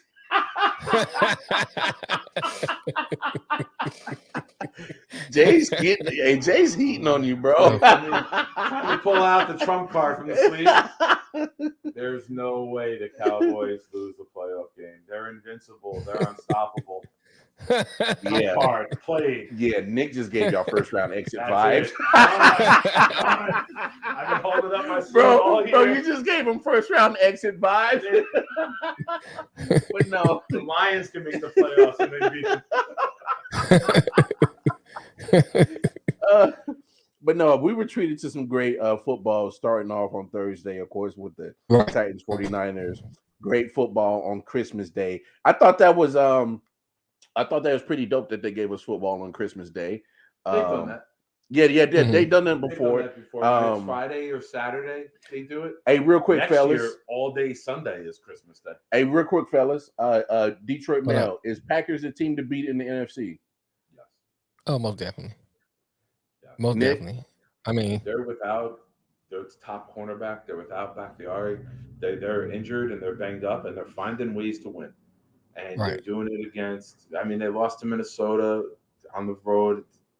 Yeah, You know, it's the anomaly that we always talk about on here, right? yeah. But you look Mhm. at that team, you look at that quarterback. They should have home field advantage throughout. I'm not going to say it's impossible for them or improbable for anyone to beat them. I will say that it's going to have to take a very impressive performance to go into Lambeau and win. right. But if I'm betting, I would take the Packers to make the Super Bowl in the NFC right now. Hey, Jason, I agree with you, man. Even last year, if they run into I Brady, like to see the again- rematch this year, though. Oh, wait. If- Can if- I I like to address see that? that rematch. No, though. go ahead. I Yes. will address the Brady thing. The Tampa Bay Super Bowl run last year is the biggest farce in the recent fucking history of sports. They went into Green Bay with Bakhtiari out, the other tackle out, and their 4-man pass rush was able to dominate against backup offensive linemen. and it made their shitty, weak-ass secondary look good because a 4-man rush getting to the quarterback was good. They get to play Kansas City in the Super Bowl. Same situation. 4 of the 5 starters were missing, and they were able to die. And Patrick Mahomes looked like Sam Darnold in the Super Bowl because he was running for his life the entire fucking game. The Bucs Super Bowl run last year is completely fucking fraudulent because you look at them this year with their D-line, same guys. They didn't lose anybody. They returned 21 out of 22 starters, an NFL record, and they look like shit on defense. Hey, add this. Shaq Barrett might be out for the rest of the year. MCL. Yeah. Not ACL. But I'm saying, like, this late in the season. Return for playoff. You're talking about 3 to 4 weeks. If at they least. win minimum. one game, he should be back. But knowing him, he might be back for one game. So, but anybody who wants to go look at the stat line, anyone who wants to go look at who the Packers are missing on their offensive line, you tell me Bakhtiari couldn't control JPP? Fuck yeah, he could. JPP is fucking 36 years old and down 37 fingers. he can't give you 10. He give you 9. Look, you ain't gotta change my mind. I know what my team was looking like going into that Super Bowl. We were not close to 100, and so look, I won't disagree with you, but at the end of the day, you got to field a team, and you got to make sure that your boys is ready to play ball. Jay, it's not the first time ever. It's not the first time ever. Giants won in 07. Did it in 07. Yeah. Giants won 3 road games. They went into Tampa Bay. They went into Dallas, who was the 1 seed at 13-3, and then they went into Green Bay against Favre. Yeah, and beat did Favre. the Tom Coughlin frozen face game. Yeah. So the Giants did it, and then the Steelers did it in Super Bowl 40. 09? Oh no, that was 06. That was 06, yeah. The year they played the Cardinals. The year before Giants, yeah. So it happened 2 years in a row. Back-to-back years. The Giants don't count in football. The Giants don't count in football. You Cowboys fan to the heart, I can tell. Yeah, it's okay. It's okay. But no, real quick, fellas. Colts most dangerous, hottest team going into the AFC besides the Chiefs. Nick? We've said it, man. One game defense travel. You can go into Kansas City. You can go into Buffalo. You can go into Tennessee. Go anywhere. Go into Cincinnati. You got run game, and you got that defense, and you won that game without your center Kelly, your guard Nelson, your all-pro potential defensive player of the year Darius Leonard, and you go win that game. I tell you what, man, I would not want to draw the Colts. The Colts are the team I don't want to play in the AFC. And the 49ers are still the team I do not want to see in the NFC because they play run game and defense, and they don't care what the quarterback does. Yeah. If Rodgers is off, Packers don't have a chance. I got you. If Mahomes is off, they don't have a chance. But Colts, absolutely. They're scary. Mel, how you feel about the Colts going into the playoffs? Well, one thing I would say, when it comes to the playoffs, defense gets tighter. Everybody tightens up that game in playoff play. So you got to look at if they go against a team that shuts down Taylor, I'm not worried about Wentz. So I don't think they're the scary team. But I said Nick's point, they have potential to be a team that can beat anybody because of their run game. But because they got Carson Wentz, I don't think they're the scariest team. But that's the thing, though. It doesn't matter what Wentz does. Wentz doesn't make. Yeah, but you shut down Taylor, then what they gonna do? Mayfield does. If you put Wentz on Cleveland, they're the 1 seed. Because Wentz doesn't make the mistakes. He gets the ball to the quarterback or the running back, and then he makes good throws. He has to. Jason's calling a hard knock Super Bowl, Colts versus Cowboys. Hey, wouldn't be a bad matchup. And I do like your top 5. You said Packers, Bucks, Cowboys, Chiefs, and Colts. That's not a bad top 5. Not a bad top 5. Another storyline on week 16 that we got to touch. For me as a Chiefs fan, it was good. Wait. Can I address that? Which one? The Chiefs have won 8 in a row, and their defense is giving up like 13 points a game, and you have the Cowboys ahead of them, Jay? No. He just saying top 5. I don't know. That's what it is. Is that in order? You can't have Kansas City that low, man. Nah, I don't think that's in order. Yet. Oh Yeah. no, that's order. I know Jay. He's my friend. Oh. That's order. Yeah, I can't agree with that. There's no way the Chiefs aren't. The Chiefs and the Packers are 1-2 right now. That's fair. Hey, but And you can't have the Bucks above the Cowboys. As much as I dislike Cowboys fans, you can't have the Bucks above the Cowboys. Godwin's out for the rest of the year. That hurts them. They're down. As y'all continue to debate the top five, I just wanted, because we're seeing the highlights right here, back behind the computer and the camera. Bad loss for the Chargers. Yes. As a Chiefs fan, I love it because it helped us get our sixth straight AFC West crown in the division. But you're looking at the Chargers, and they're losing to a 3-11 football team in the heat of a very competitive playoff rush. So Mel, how do you feel about that loss? What does that mean to you about the Chargers? They got a ways to go as for a team that's going to be contending for a championship. I mean, those games you can't lose. I mean, that's not to take away, because every team in the NFL is a professional team, so they can beat anybody any given time. Those are any given Sunday. Mm-hmm. When you want to be in the conversation of an elite team, those games you can't lose. You just can't lose those games. You can't let Houston look like they go to the playoffs. Mm-hmm. You just can't lose those games. And so I think that's bad for Chiefs. And they have to find a way to win. It's what I say about Arizona. When you want to be considered an elite team, when it comes to this last half of the season, you gotta be rolling people you need to roll over in those tough games when they real tight. That's just what it boils down to be considered an elite team. In Kansas City, people's ready to write them off because the way the offense is playing and everything. And what they do, they start stringing wins together. Now they won the division, and they was at the bottom of the division at one time. So that's what elite teams do. They don't let things bother them come to the second half of the season. They get rolling. That's what teams like Chargers have to realize if they want to be an elite team. Yeah. I agree with that wholeheartedly. And to back that up, Jason has a great point. He says injuries and COVID are exposing who are good teams compared to who has a good 22. Mm-hmm. And you're right, Jason. You just can't have good 11 starters on offense, good 11 starters on defense, and have a good 22 and think you're just going to make it to the Super Bowl. Especially in this year of the last 2 years, matter of fact, between COVID and injuries, you got to show that your general manager is great at his job. He has to feel not just 22 starters, but you got to feel what's behind them starters, because the practice squad got to look good. Yeah. Your practice squad got to be filled with people that you can plug in. What did we say earlier about the Nets? Yeah.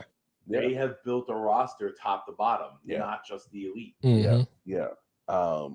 So real quick, Nick, loss for the Chargers against the 3-11 Texans. What does that mean about the Chargers? Young team, hasn't learned how to win on the road yet. They got blown out when they came to Baltimore. The young quarterback can put up stats. Herbert, you guys know I'm a huge fan of Herbert. Yeah, I think we're all fans of Herbert. Yeah, right. I think he's. Listen, there's a reason they picked number 6 last year. Yeah, they're missing some things on that team. They're not a complete team. The Patriots, we say they picked at 15 and they got Jones. I'm not putting Jones in the same category as Herbert. Yeah. I'm just saying that when you're picking 6 in the NFL draft, you have major deficiencies that, in my favorite game of the week, highlights are about to come on right now. Can we segue to that now? Yeah. Go ahead. Right. Matter of fact, right after. Young QBs got to learn how to win on the road. They got to learn how to adjust. Coaching staffs got to learn how to game plan. Obviously, Eckler got out, so that hurt them. But when you look at that team, I'll keep saying it. They're on the brink. They are on the brink. They are very close to taking over the AFC. And I will say it again and again. It will be a Burrow and Herbert conference for the next decade with Mahomes for the next decade. Those teams are just 3 of those teams going to be kind of circulating. It's going to be Manning, Brady, and Roethlisberger. I feel you.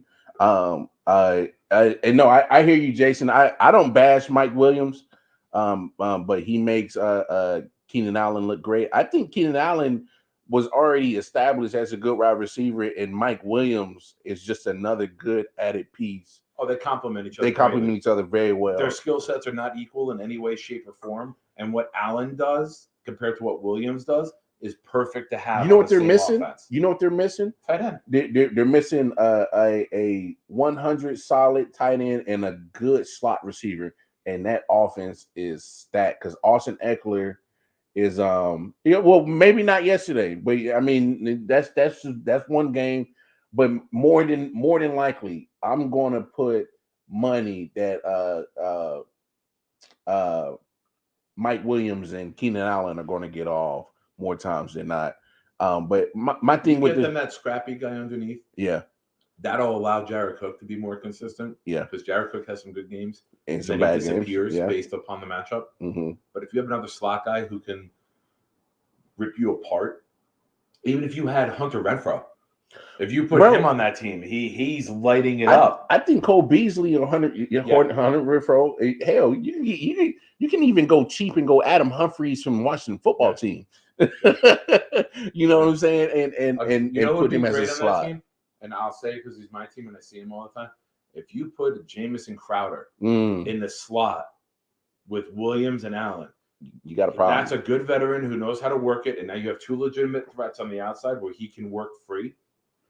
I would, as this year when he's a free agent, I would think that would be the first place Crowder and his agent should look. Yeah, to go to the Chargers. No, I feel you. Look, Chargers got pieces. They do. They have the pieces. Yeah. I think Herbert on another team is a top 5 QB. I think Herbert's at the right spot. Yeah. Is you need not everybody gets to Tom Brady and go pick their fucking top 5 offense. No, literally. I mean, think about it. Herbert has the wide receiver weapons. Eckler's a good scat back at halfback. You know, he runs bigger than he is. Yeah, he does. He reminds me of Thurman Thomas. He does. He runs. That's funny. He runs crazy bigger comparison. Than he is. That's a crazy comparison. It's perfect. I think he can catch out of the backfield. Yes. You don't think he can run you over, but he will. Can. Yeah. Like he is this generation's Thurman Thomas. That's a fair assessment. I like that. And only thing I think you're missing with the Chargers. The rush defense isn't too great, so you need. I definitely think you need a good little nose guard in there that can help body two offensive linemen, take on 2 blocks. And honestly, you see how that defense plays with a healthy Darwin James. Yeah. You know he missed some time the last few weeks. They lost Ingram, and Ingram was a great compliment to Bosa. They let Ingram walk out the door. And Ingram has been coming up clutch for Kansas City. It's ironic that's where he ended up. He has came up clutch. When I say I'm happy that Brett Veach pulled the trigger on Melvin Ingram to get him from Pittsburgh, I'm ecstatic about that because he changed that. And I'm surprised defense. Pittsburgh gave him up, knowing how much edge rushers mean to them. Okay, I feel you, Jason. I think Herbert's the real deal. Top running back too. Now I like Austin Eckler. I think Austin Eckler is cool. He's fine. He's a good piece. I think he's a good answer. Akers is Rams, Jay. Not Chargers. Akers is on the Rams. Yeah, but no, I feel what you're saying. Till we get Mel back, we'll talk about a couple of other NFL topics for sure. Any other games that might interest the guy sitting next to you? What you talk? Come on. So do we got to really talk about it? Okay. Because I'm in Jersey, I'm with my guy, my big homie, and he has it, just everywhere in the house. I come in the house, there's Jet stuff everywhere. So we'll get to your Jets game. Okay. Oh, I don't even care no, about the Jets game. hell no, There's no. another game that's more important. Oh, really? Oh, really? You actually weren't going to go with the home squad. We'll take it away. Oh, matter of fact, he did remind me, because my man loves these type of games. You saw the snowstorm up in the Pacific Northwest. All right. You saw the Seahawks take on the Bears. And my man called it. He did call it. In April. He called it. The Seahawks are getting closer to 6-11. And he predicted it. And if they go 6-11, he's definitely going to share some lottery numbers with your boy. First show we ever did in April was a draft special. 6-11. And I said the Seahawks this year will go 6-11. And both Mel and Lamar's jaws dropped. They're like, really? With Russell Wilson? Yeah. I go, they have no offensive line. They can't get after the quarterback. Which happened. Jamal Adams fucking sucks. Which happened. And Russell Wilson collapses every year. Which happened again. Even with the injury, they were 2-5 when Russell Wilson got injured. And I called them to be 6-11. And right now they're 5-10. With the Lions and the Cardinals left. Who? Seattle? No, I'll pull it up right now. They have Lions next week. Yeah, finish up with Cardinals. Lions at home, Cardinals on the road. This team is going to go 6-11 at best. And I'm hoping the Lions can pull one out. I really, really hope Goff comes back and they play. Yo, Jay's not letting you live, bro. He said, can we talk about the Jets drafting this small quarterback? He's not letting you live on that shit, bro. He's not letting you look past that shit. Well, you know what? I'm going to put my hands up like this in front of your face, and we're not reading any more of Jay's comments. Jay, enjoy your stay, bro. First and last I.O.W. show. No. But as of right now, the Jets have the 4 pick on their own, and they have the 6 pick because with Dallas's win last night, thank you, Jay. And I think the Chargers helped them out too by losing. Seattle is 0.001 lower. When the strength of schedule is the tiebreaker for the draft. Look at this run, man. Come on. Look at that horrible tackling. White lightning, bro. Oh my God! Wilson, no, baby. we're not going to do that. We're not going to. We are not going to do that. So this man, even at lunch, was hyped about that TD run from Zach Wilson. I'm like, that was some terrible tackling. But no, anyway. Sometimes Marshawn Lynch had a great run. Horrible tackling. Wait. I don't know. He was beast mode. He was pushing horrible tackling too. Maybe a little. Michael Vick against the Vikings. That TD run, yeah. Tackling. Oh God! Sometimes the greatest plays are made by poor plays on the other side. Patrick Ewing trying to block Scottie Pippen's dunk. Poor defense. Don't read Jay's fucking comments. Sit the fuck back. Sit back, bitch. But the game between the Bears and the Seahawks. There's 2 things that I took away from that game. One. Why did Nick Foles start the whole season? Well, that's your take. Why did Nick Foles not play? I'll let you have that one. I'm not. Why did they bench him? Well, my thing is like he was in the same offense last year. It's not like they were just like throwing all kind of offensive records. So he was up and down. I'm okay without Nick Foles in Chicago last year, and I'm okay with Nick Foles this year. But what I'm gonna say is when it comes to Nick Foles, he has his good moments. Hey, but if you're asking that man to start 17 games for you, man, good luck. That's all I'm saying. But I'm looking more at this. He has an it factor to him. Oh, come on. He got that good old. He won a Super Bowl as a backup.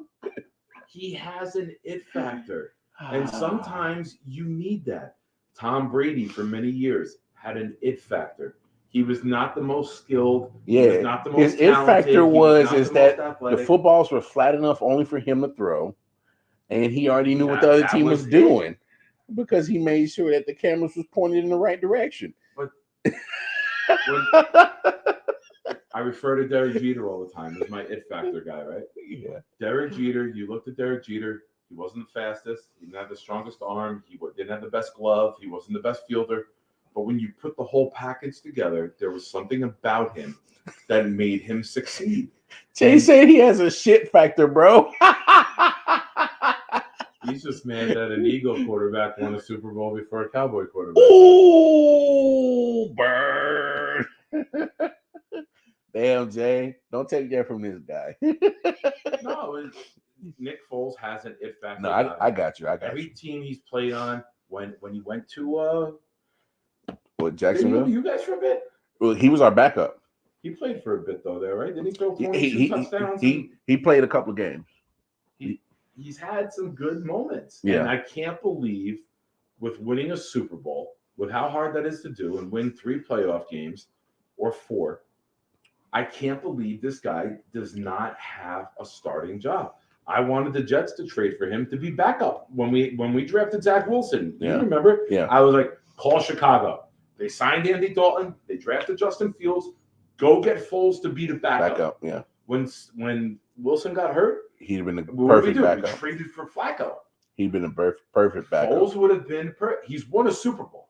What better mentor is there to sit down and talk to a rookie quarterback than a Super Bowl winning quarterback? Hey, not only did he win a Super Bowl, he could have took his team further in the playoffs the next year. A record-setting Super Bowl too. He could have went further in the playoffs the next year had Alshon Jeffrey just called a football. But that's neither here nor there. But look, I get what you're saying about Nick Foles, but I'm looking more at Russell Wilson and the Seahawks and how dead and how necessary it is to blow that franchise up. Because even with Russell Wilson, who I think we can agree that he's probably top 10 quarterback, right? Top 10? Before Halloween, yes. Before Halloween? No, you're not wrong. If I'm wrong, I'll retract it. Go look at the numbers. Nick, Before Halloween, Nick, you are not wrong. 10. You are not wrong. You are not wrong. I will give you that. He's good for a few deep throws in the second half of the season to get touchdowns, but as in all around, Aaron Rodgers, Mahomes type of game in the second half of the season, you're right. He doesn't. He's not going to give you. It's ugly. He's not going to give you 300 yards, 67, 68 completion percentage, and 3 touchdowns in the second half. I get it. You're right. He disappears, which makes Metcalf disappear, and Lockett 2 years in a disappears. row. Well, Lockett was out a little bit this year, the last couple of weeks, right? No, he came back because of COVID protocols. Okay. So he played. I don't know how much. I think 5 out of the last 7 weeks, Metcalf was a single-digit scorer in terms of fantasy points, which means what? You're not pushing the ball downfield. No. Which goes to what? You can't protect long enough to throw those routes. And they don't have a line. Carson went out early. There's no run game. Jamal Adams, to me, is the Odell Beckham of the defense. He's a small linebacker, man. Anchor on that team. And what happens with anchors? You holds everything down. I get you. Drop. I get you. And Russell let the money mess up his drive. No, he let his fucking wife's career mess up his drive. Look, that's why he's like, I'll go to the Giants. She needs a big market for her albums. No one in fucking this market is listening to that shit music. Look, I don't know what the reason is. And we ate, so I'm not even hangry. Right? Yeah, you're not even hangry, right? Yeah, we definitely ate. I'm gonna say this. To me, this is the moment as the owner of the Seattle Seahawks, you take a gamble and you blow up the franchise. You trade Russell Wilson, get as much value back as you can. You let let's part ways with Pete Carroll. Let's leave. What we said. Yeah, you're right. You don't fire Pete. No, yeah. You offer him a chance to resign. VP of football operations. Yeah. We're going to offer you a front office role. You're 70 years old. I just think it's time. It has to be time. I just think there's no way he's old enough. I just think it's time to sit through a rebuild. Yeah. Not only that, because Pete Carroll's in his 70s, so there's no way he has time for a rebuild.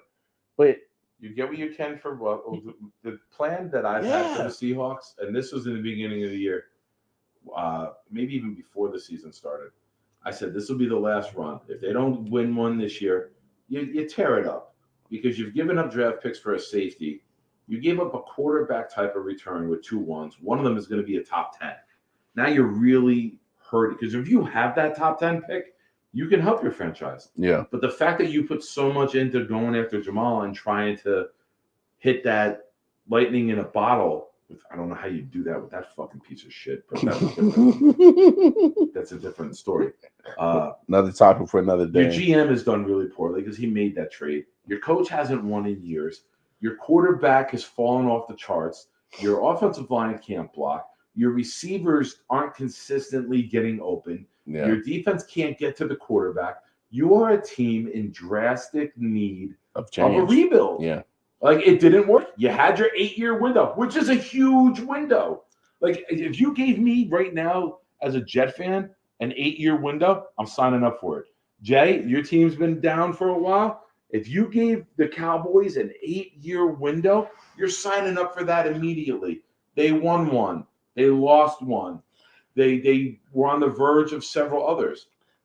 You take that team and you take your greatest asset, which is Russell Wilson, and then you offer him out. Yeah. Cleveland would be on the table. Yeah. Denver would be on the table. Yep. Pittsburgh New would be on Orleans. the table. The Saints would be on the table. The Giants would be on the table. Washington would be on the table. Damn sure. You start a fucking bidding war. Yeah. For Russell Wilson. Who's still, what, 33? 33. And he's on the TB12 eating and regimen and diet, where now you're looking at a quarterback who could play to 40s. It's not like it's 35, 36, and they're taking a beating anymore. You go put Russell Wilson behind the Cleveland line and let him be primarily a handoff guy. You put him in Denver with Sutton, with Judy, with Font, with Patrick. Javonte Williams blowing up, with Patrick, with that line, with a young defense, with a shutdown corner, and Chubb coming off the edge. You're looking at fucking teams that are legitimate. You're looking at a playoff team. Immediately. Yeah. Yes. Yeah. Because the teams are built better. I know you're going to have to give up, obviously, some key pieces for it. Giants being the leading contender. Excuse me. But I don't know why you wouldn't do that if you're Seattle. Thank you for all you've done, but let me add we this. got to help ourselves. Let me add this to Seattle and why I think they should consider blowing up what they got right now. You look at people like Bobby Wagner, who is still a productive middle linebacker, trade him too, but he's highly paid. You got you got a lot of aging millionaires that you're paying a lot of money to, who are still productive, and they cost a lot of money to your book. So try to find a way to recoup some of the back. Hey, look, I agree with you. Was it John Snyder, the GM out there in Seattle? Yes. Probably, he's going to make the transactions and the moves to bring in the players, but it's not always going to be the best for the franchise for the future. And so right now, go ahead and trade what you got in the present to help build and recoup and make up for the mistake of already shitting on your future and try to get some of your future back. And I think that's a philosophy they at least got to consider, is try to get back some of the future that you fucked up for getting Jamal Adams. That was a horrible trade. It worked out for Nick and the Jets. It didn't work out for Seattle. You know what I'm saying? When has it paid dividends for Seattle? I'll wait. No. Having Bobby, they tried to catch lightning in a bottle, and they missed it by about 600. They missed it. Having Bobby Wagner, who's still an all-time great middle linebacker, still being productive. He does no use for the Seattle, sitting on that roster with the cap hit that he takes. Same with Russell. They don't benefit Seattle right now. They are what, 5-9?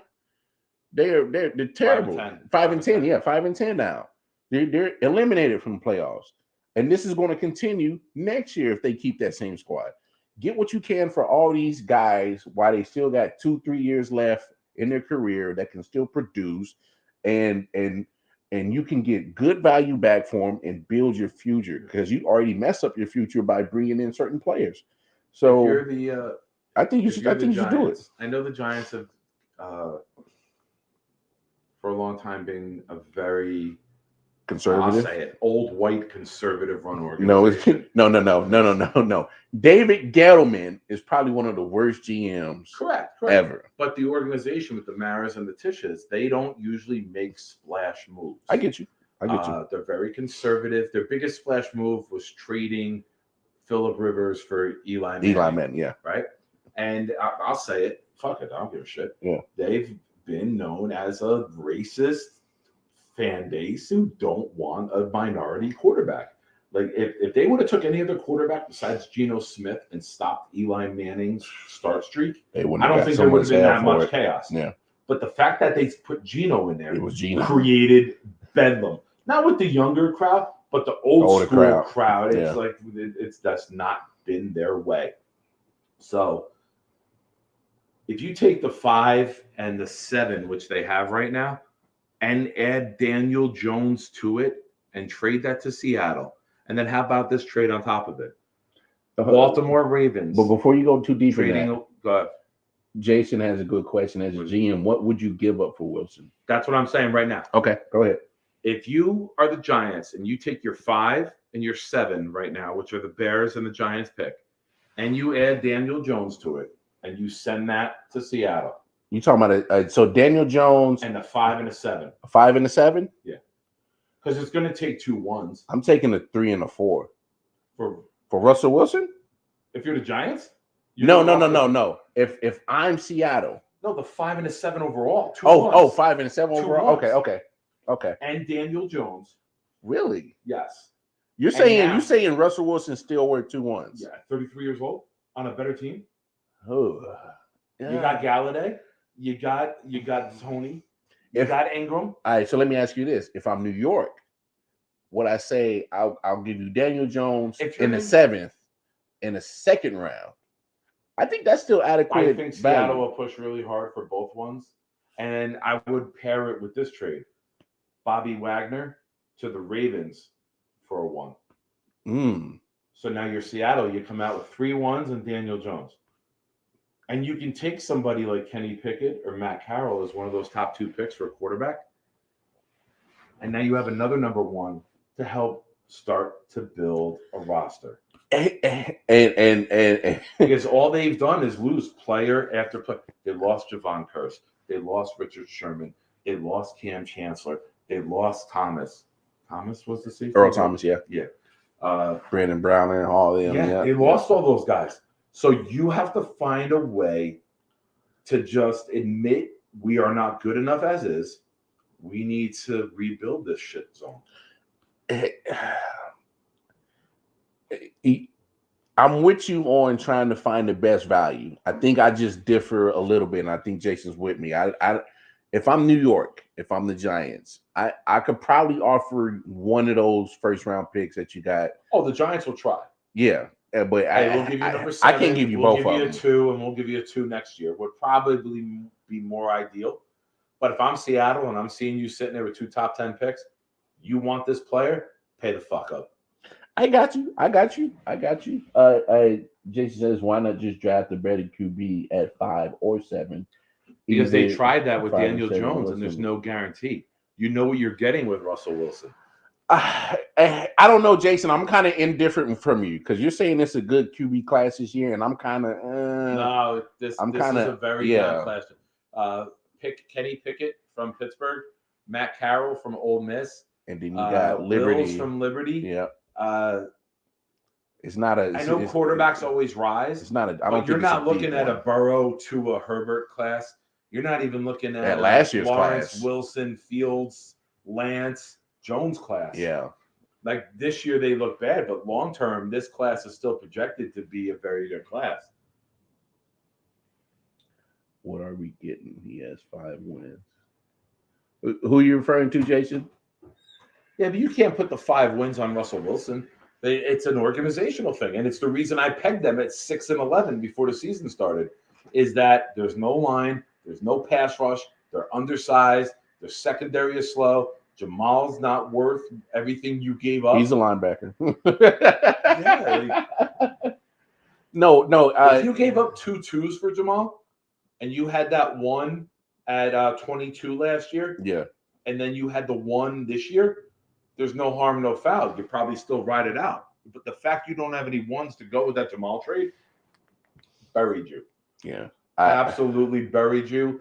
And it's the reason the GM deserves to get fired. Yeah, just me personally, I would if I'm the Giants and I want Russell Wilson, I tell them straight up, I'm like, I got a 7th for you, the 7th overall, and the 2nd rounder. And I'll give you Daniel Jones. And then he's in Cleveland. Did he's in Cleveland? And then he's in Cleveland. Hey, look, I'll you don't say think this. Russell Wilson would take Cleveland light years ahead of where they are now?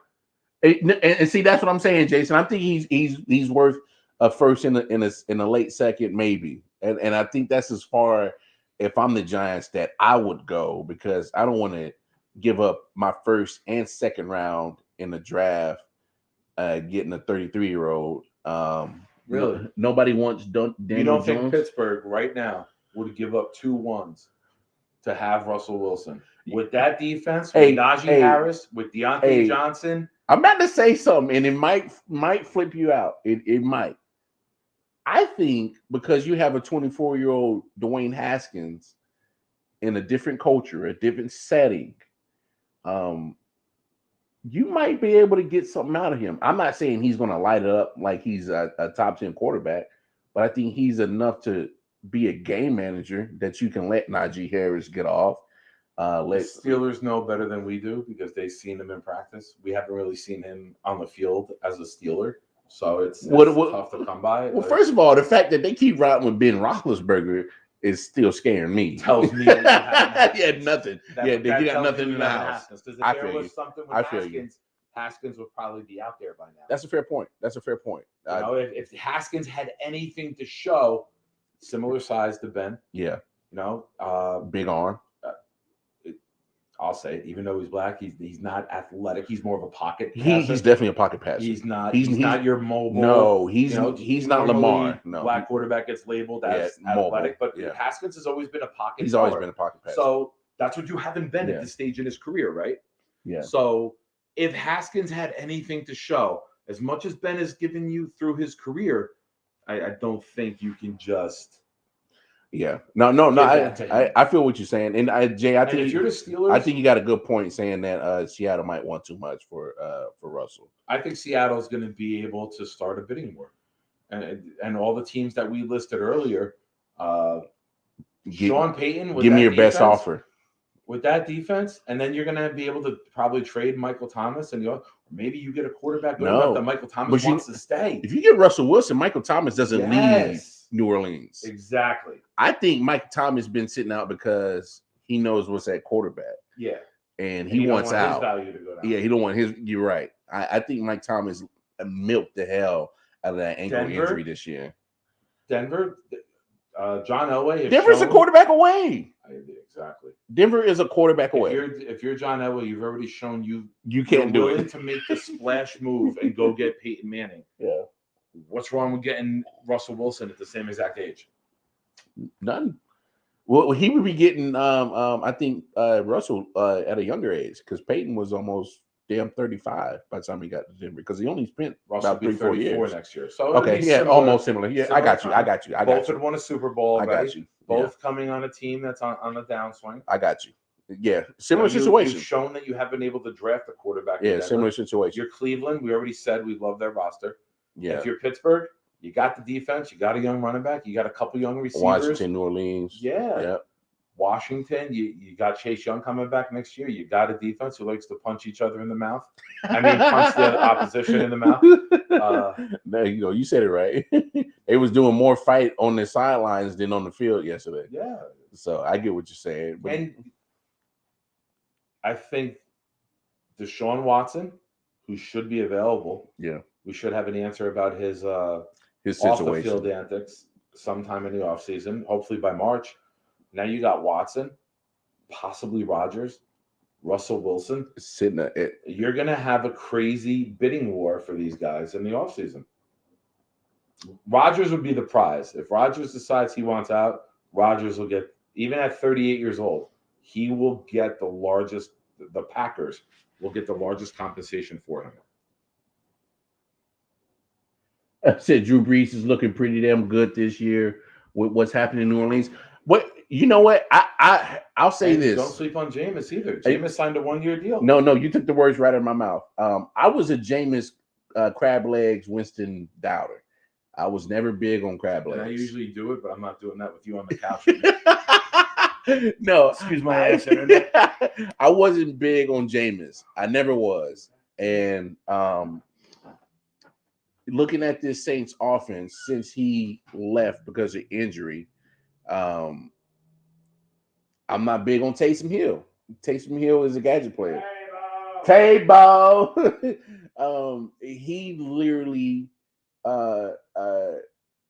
has slowed the progression of that offense, and literally, and I thought I would never say it, with Jameis Winston, he he made a believer out of me. You know, he made a believer out of me this year because I'm thinking there's no way he's going to be able to get this offense going.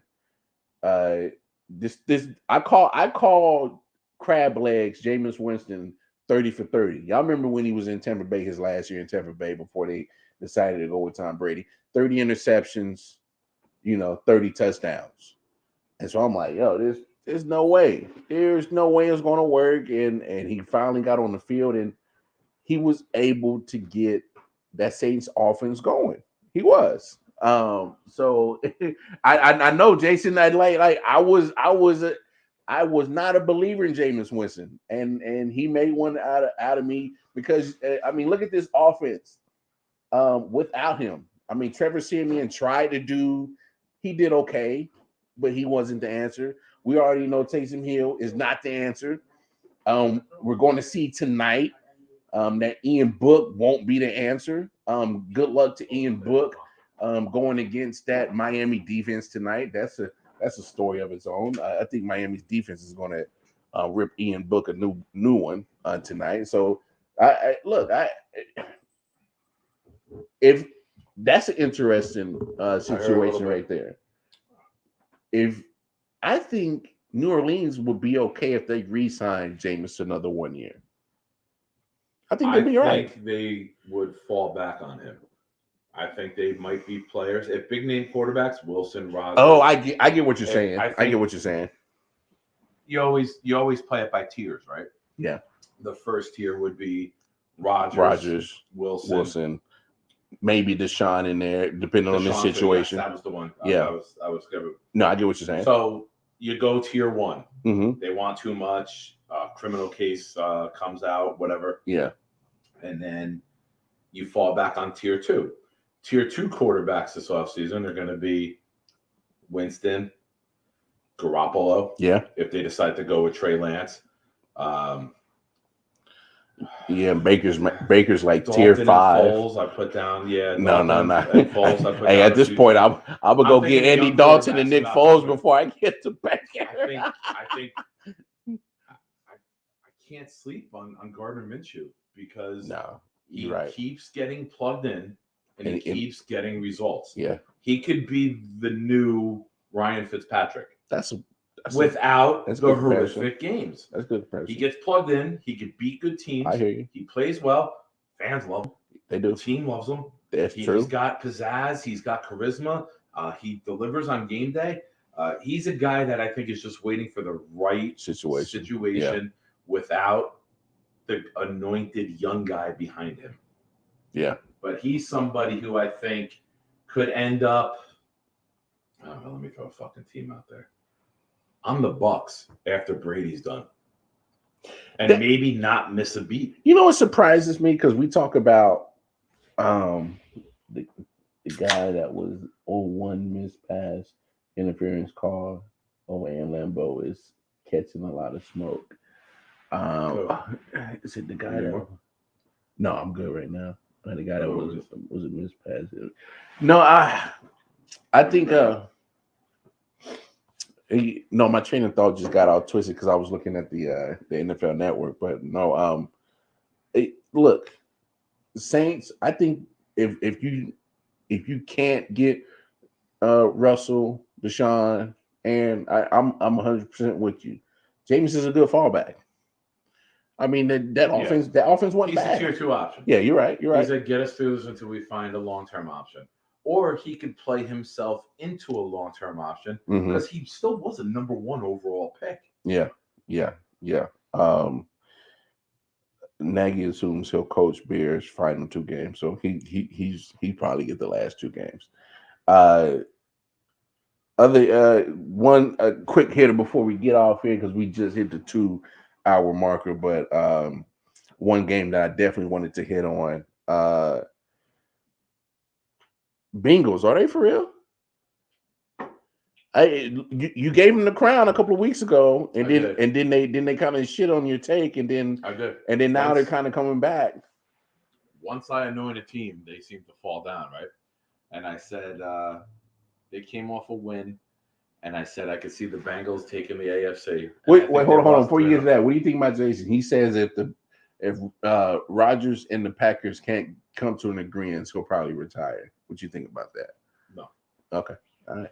Go back to your tape. No, I think Rodgers, at the level he's still playing at, he's playing too elite, and the ability that he still has, I think he could play as of today another 4 or 5 years, and he could put up another 250 touchdowns. I think he could play another 5, 6 years. You got the extra game. He plays another 6 years, man. I think he is so tuned in on NFL history and stats and legacy that I think Rodgers is going to play until he can't. I think he is driven to match Brady. And considering he got a 3-year later start because he sat on the bench for 3 years, you took the words right out of my mouth. He's got to really push it. So yeah, you took the words right out of my mouth. If there was anybody that benefited from sitting on the bench for a few years, it was definitely Aaron Rodgers.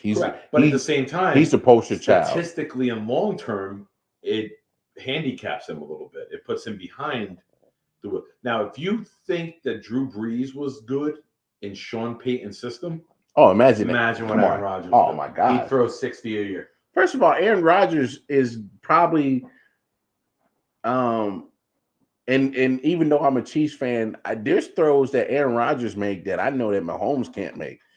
Like, I think Aaron Rodgers protects the ball. I think Aaron Rodgers is literally on another level of passing. Like, he's one of one. I'm sorry.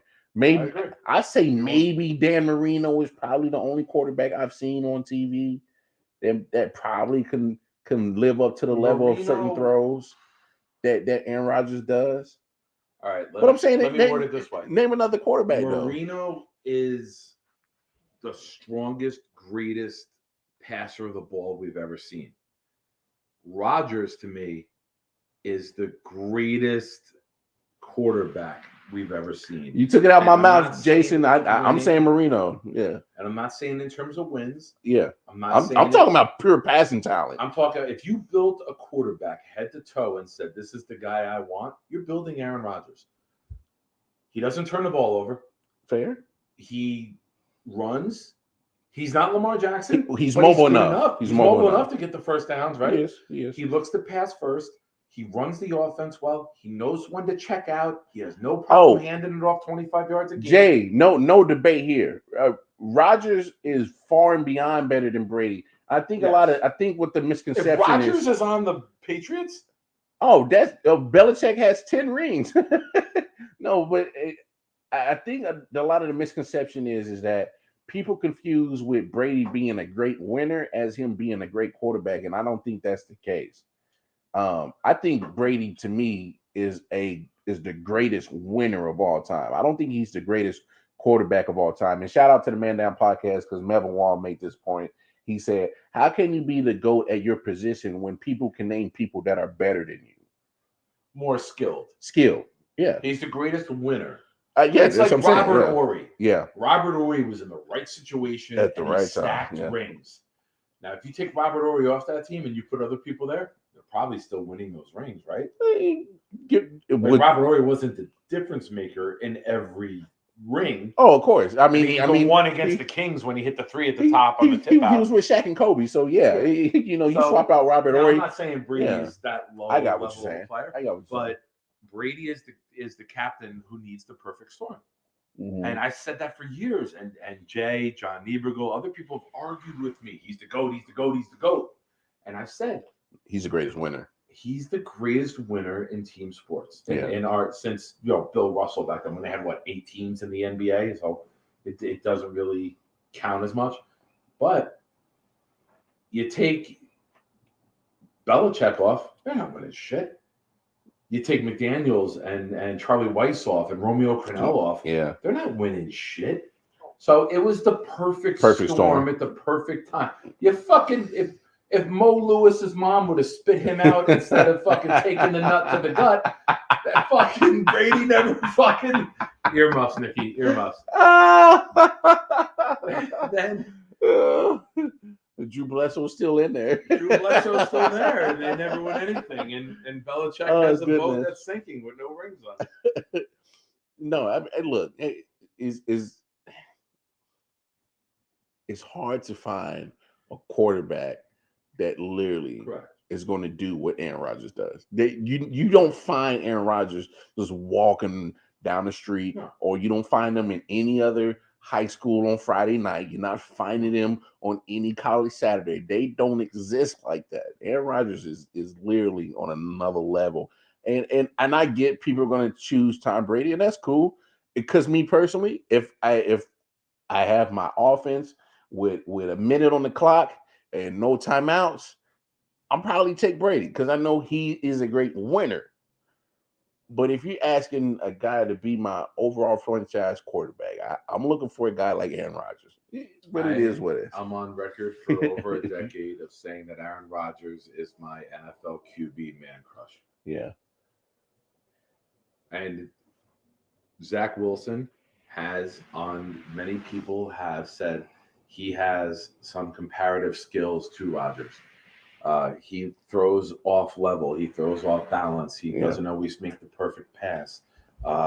Manning's not a bad choice neither. Man, I'll give you that. Peyton Manning's not a bad choice neither. Peyton Manning is the Michael Jordan of football. And I said this for years. Peyton Manning was the most valuable player year in and year out. Yeah. It doesn't matter what the team did. It doesn't matter what teams tried to do against them. You took Peyton Manning off of the Colts, and they went from 13-3 to 2-14, and they drafted Andrew Luck. You took Tom Brady off of the Patriots in 2008, and they went from 12-4 to 11-5 with Matt Castle. Yeah. So that told me everything I needed to know. Yo, trust, bro. More when Matt Castle goes 11-5 with the Patriots, and then he comes to Kansas City, that got him that contract in Kansas City. Bro, I was so upset with that shit. That was so. I was Pioli? So. Yeah, Pioli. Yeah, Pioli. Scott Pioli, and we had Todd Haley. Goes to show the system in New England. Yeah. The sum is greater than the parts. I got you. And that's why Brady chose the Bucs. Oh, the pieces were there. Level was insane. The pieces were there. No. But no, we had definitely reached over our limit here on the show. We're like 8 minutes over. It don't matter. I haven't reached my limit. It don't matter. I don't gotta drive to Tuckerton. Yeah. Detroit Mel had some technical difficulties, so he let me and Nick finish off the show. But I gotta definitely say it's been a pleasure for the wild card to come all the way up to Jersey. Kicking with the big homie Nick Shine, and of course Junior's over here on the sideline. Yeah, come say what's up. Yeah, he's been talking beers since vacation. Jay definitely the show. But no, we got Junior. Come on, Junior, get in there. He got his Brooklyn Nets hat on, man. He's repping for the squad. So hey, I'm a Lakers fan, so I don't even wear my Lakers shit right now because this shit's terrible. LeBron. But no, it's been a pleasure chopping up, Jay. Man, you're welcome to come in here every Monday and Thursday. Come chop it up with the fellas, man. Man, great show. We did the Jersey edition. Detroit Mel, hope you get home safe, man. Bro, man, what a great time, man. I'm so glad we were able to link this up. Anytime, man. Yeah, but everybody that has jumped in the comments, we appreciate y'all. Appreciate the love and support. Don't forget to go over to our YouTube page, Facebook page, Instagram page, Twitter page, all those pages, especially the YouTube. Hit that bell notification. It'll let you know when we come on, when we drop new content. And just keep supporting us, spread the word. We definitely appreciate the love and support. It's been real, y'all. I.O.W Sports. We are out, y'all. Next week. Happy New Year. Happy New Year's. Happy holidays, y'all.